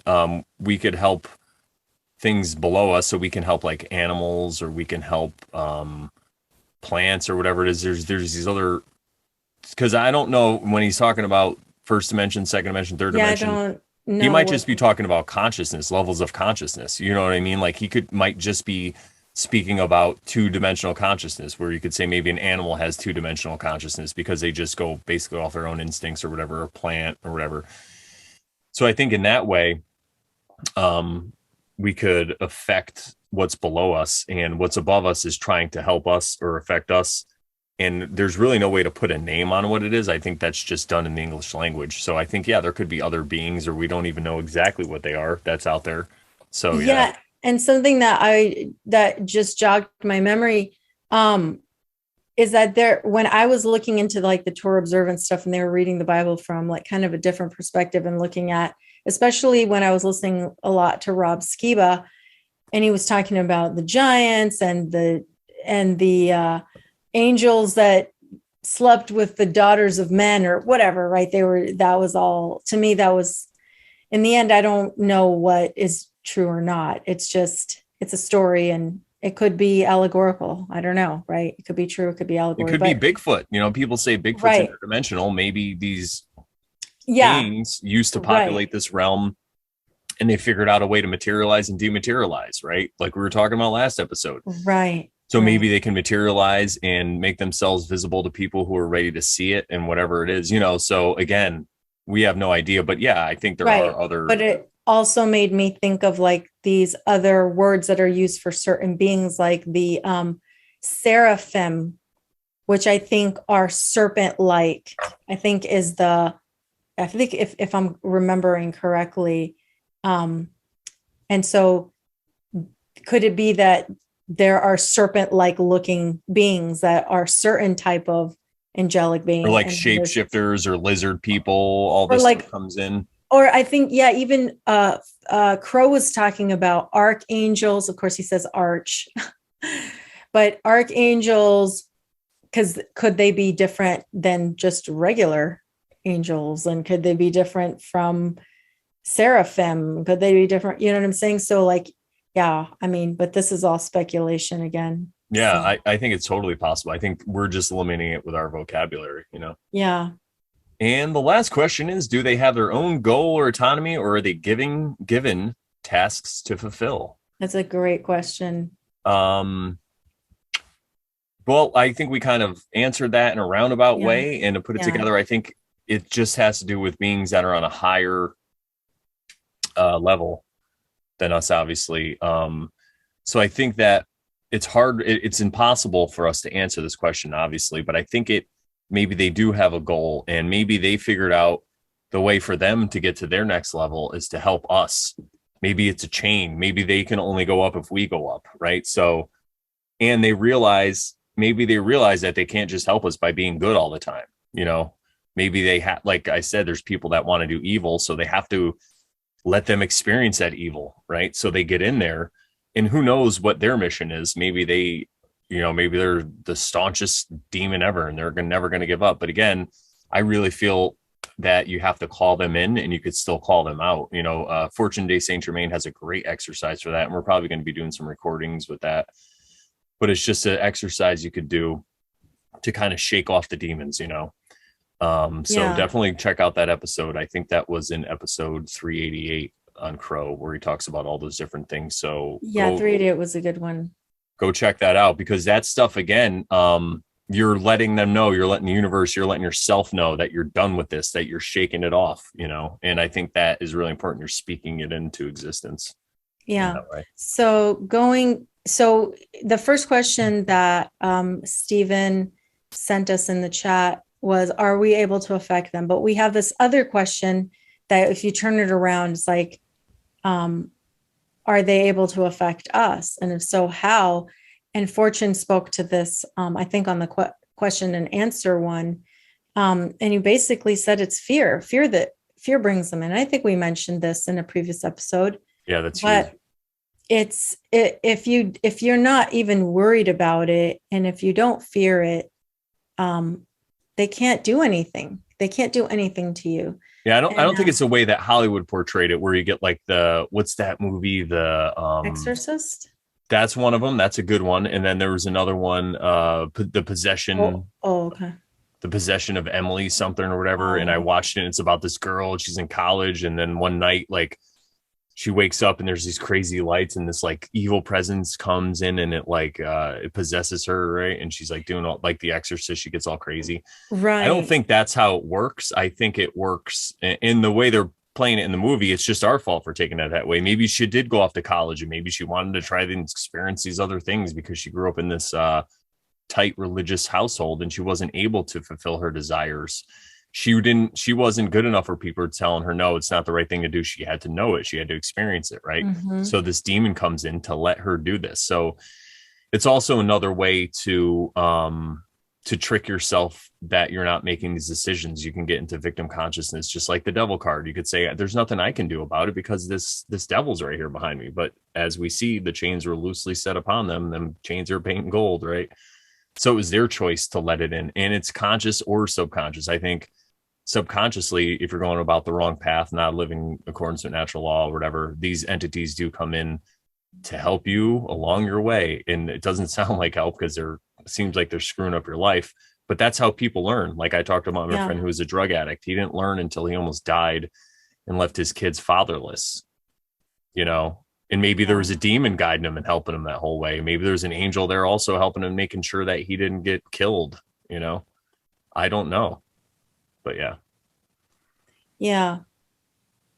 I had a thought, but it flew away. So that's what happens when Brandon overshares. Well, we were talking about can these demons affect you, and if you have to call them in fear. I think we were talking about like the fear of everything. Oh, I remember what I was going to say. Okay, so I also, when I was young, I would see these movies, and it's like Hollywood trying to portray this like thing, and it's almost like they do it for you to get afraid, for you to have fear, because it's like, and I would think to myself, how does this stuff happen to people? Does it just randomly happen? Can anybody just get demon possessed just by doing nothing? And I don't think that's valid, because well, I mean, I have my own experience, and that's all I can say is I've never been attacked by a demon. I've never seen a demon. I've never experienced that at all. I mean, at all. The only experience that I have is being witness to my husband, Wesley, when we were lying in bed. It was like we were asleep, whatever. And he freaks out, and he tells me to turn the lights on. He tells me he sees a red demon standing next to him on his side of the bed. I don't see anything. I'm calm, and I just tell him to go away, and like tell him, you rebuke him in the name of Jesus, because that's all I knew to do. That's all I've ever been told. So he did that, and the demon went away. I never saw fearful. Right? Huh? He wasn't showing fear in the face of the demon. He was taking control of the situation. He took control of the situation. He told him to go away. Get thee gone, devil. Get thee behind me, Satan. Get thee gone from thine presence. That's a what you call it? That's a song by Ella Fitzgerald. Nice. Get thee behind me, Satan. It's a good song. But And there's our little song. We said we were going to sing every Get episode. thee behind. I love Solid as a Rock. Yes, I know you do that one. I never knew that one until you sang it. That's so good. Love is as solid as the Rock of Gibraltar. You know, I've seen the Rock of Gibraltar, actually. Oh, wow. Amazing. In Spain? Yeah. It's right in between when you're going between Africa and Europe into the Mediterranean. Morocco. Is it Morocco? Yeah, I believe so. Something like that. Morocco and Spain, yeah. Yeah. But going back, that was my only experience of, experiencing that, but from his perspective, not from his perspective, from my perspective, watching him. No, I know what you're saying. Yeah, but other than that, I don't have that experience of that. And so like me seeing those kind of movies would have been scary. In fact, I never wanted to watch The Exorcist. I was like, hell no. Hell no. So you didn't want to bring it in. Right. Exactly. I didn't even want to even bring it in. And that's another thing too that I learned growing up, even in this church that I went to that was really culty. But something that was good about it was that they were like, don't let your eyes even see it, because then you're bringing it into your view, into your vision and stuff. It goes with hear no evil, speak no evil, see no evil. Exactly. Because then you can have the thoughts that are running through your mind, and you can be lying in bed freaking afraid because you think some demon's going to get you, And then guess what? A demon might come and get you because you're basically calling it in. Exactly. Man, we're killing this episode. Holy shit. We did have some points after the questions, but I think we covered them all except for I think we covered them. Yeah, except for 5. Evil cannot create, right? You can only invert or corrupt. Yeah. So just remember that. What does that mean? The corruption? Maybe the corruption is there because, like I said, it has to be people need to get fast forwarded on their track of satisfying their desires. So these beings come, maybe they're the same being, maybe the guy we get assigned this one person. If it's as above, so below, maybe there's a Brandon in another dimension. That's like, all right, you want to go out and bang all these girls? Let's make it happen. All right. Sick of it yet? Nope. All right, come on. Are you sick of it now? Okay, here we go. Bang. You woke up. Now you know everything. You're better than everybody. All right, great. Let's feel this. You know more than people. You can tell them what you're doing. And then, oh shit, bang. Those who know don't speak. You realize those who know don't speak. Oh shit, it's the next one. You know what I'm saying? So who knows, man? I think it could be that the demons or the angels are just higher aspects of ourselves on another dimension that are bound there because they're stuck where they are and they want to move up. So they got to get us to move up, Could it be? We don't know. I like that though. I did. It sounds compelling. Yeah. Let's go, Brandon. But yeah, this has been a long one. It's probably this is great. It was probably about 2 hours, 15, 20 minutes or so. Holy Thank you guys smokes. so much. Carrie's so happy right now. See, Carrie, we went over 2 hours just for you. This one was my gosh. So thank you guys so much. You can go to bed now. This show is over. We're not going to have any surprise guests come back at the last minute like last week. That was awesome that Alex was able to come back in. And we're definitely going to have him on again. I can't wait. I love talking to him. Yeah. And it's funny because when we were doing that episode, I could see that now looking back, he had other things to add to what we were saying, but we kept wanting, obviously we had him on to talk about his experience. So we kept steering him toward that. But I think if we had him on, like we talked about with an episode more free flow, then we could just kind of all put our heads together and see where it goes. And I'm excited to see where that would go if we did that. Yeah. So. We need to do one like that. We just need to do it. Yeah, we totally do. All right, guys. Well, thank you guys so much for listening. We were talking about this too. There's ways to support us if you want. We're not saying you have to, but if you'd like to give a donation or whatever, I'll put some links in the chat. I have PayPal, Venmo, Cash App. What's the other one? Zelle, whatever it is. If you guys would like to send us something to help us out, that would be really greatly appreciated. But again, you don't have to, because like Sharon said, she feels weird asking for money. I don't like it. Yeah, no, I totally get it. And we're here just to overshare and share our thoughts, and hopefully it helps some people. But sometimes people they're in a position and they have extra money, and some people want to, and that's fine. They want to support and they want to motivate us. So that'd be a great way to do it. So yeah, thank you so much. Anyway, so what do we say to the good people, Sharon? That if you're not oversharing, then you're totally not caring. So that's right. We'll talk to you next week as I look for the button to stop recording. All right, bye everybody. Ciao, Bella.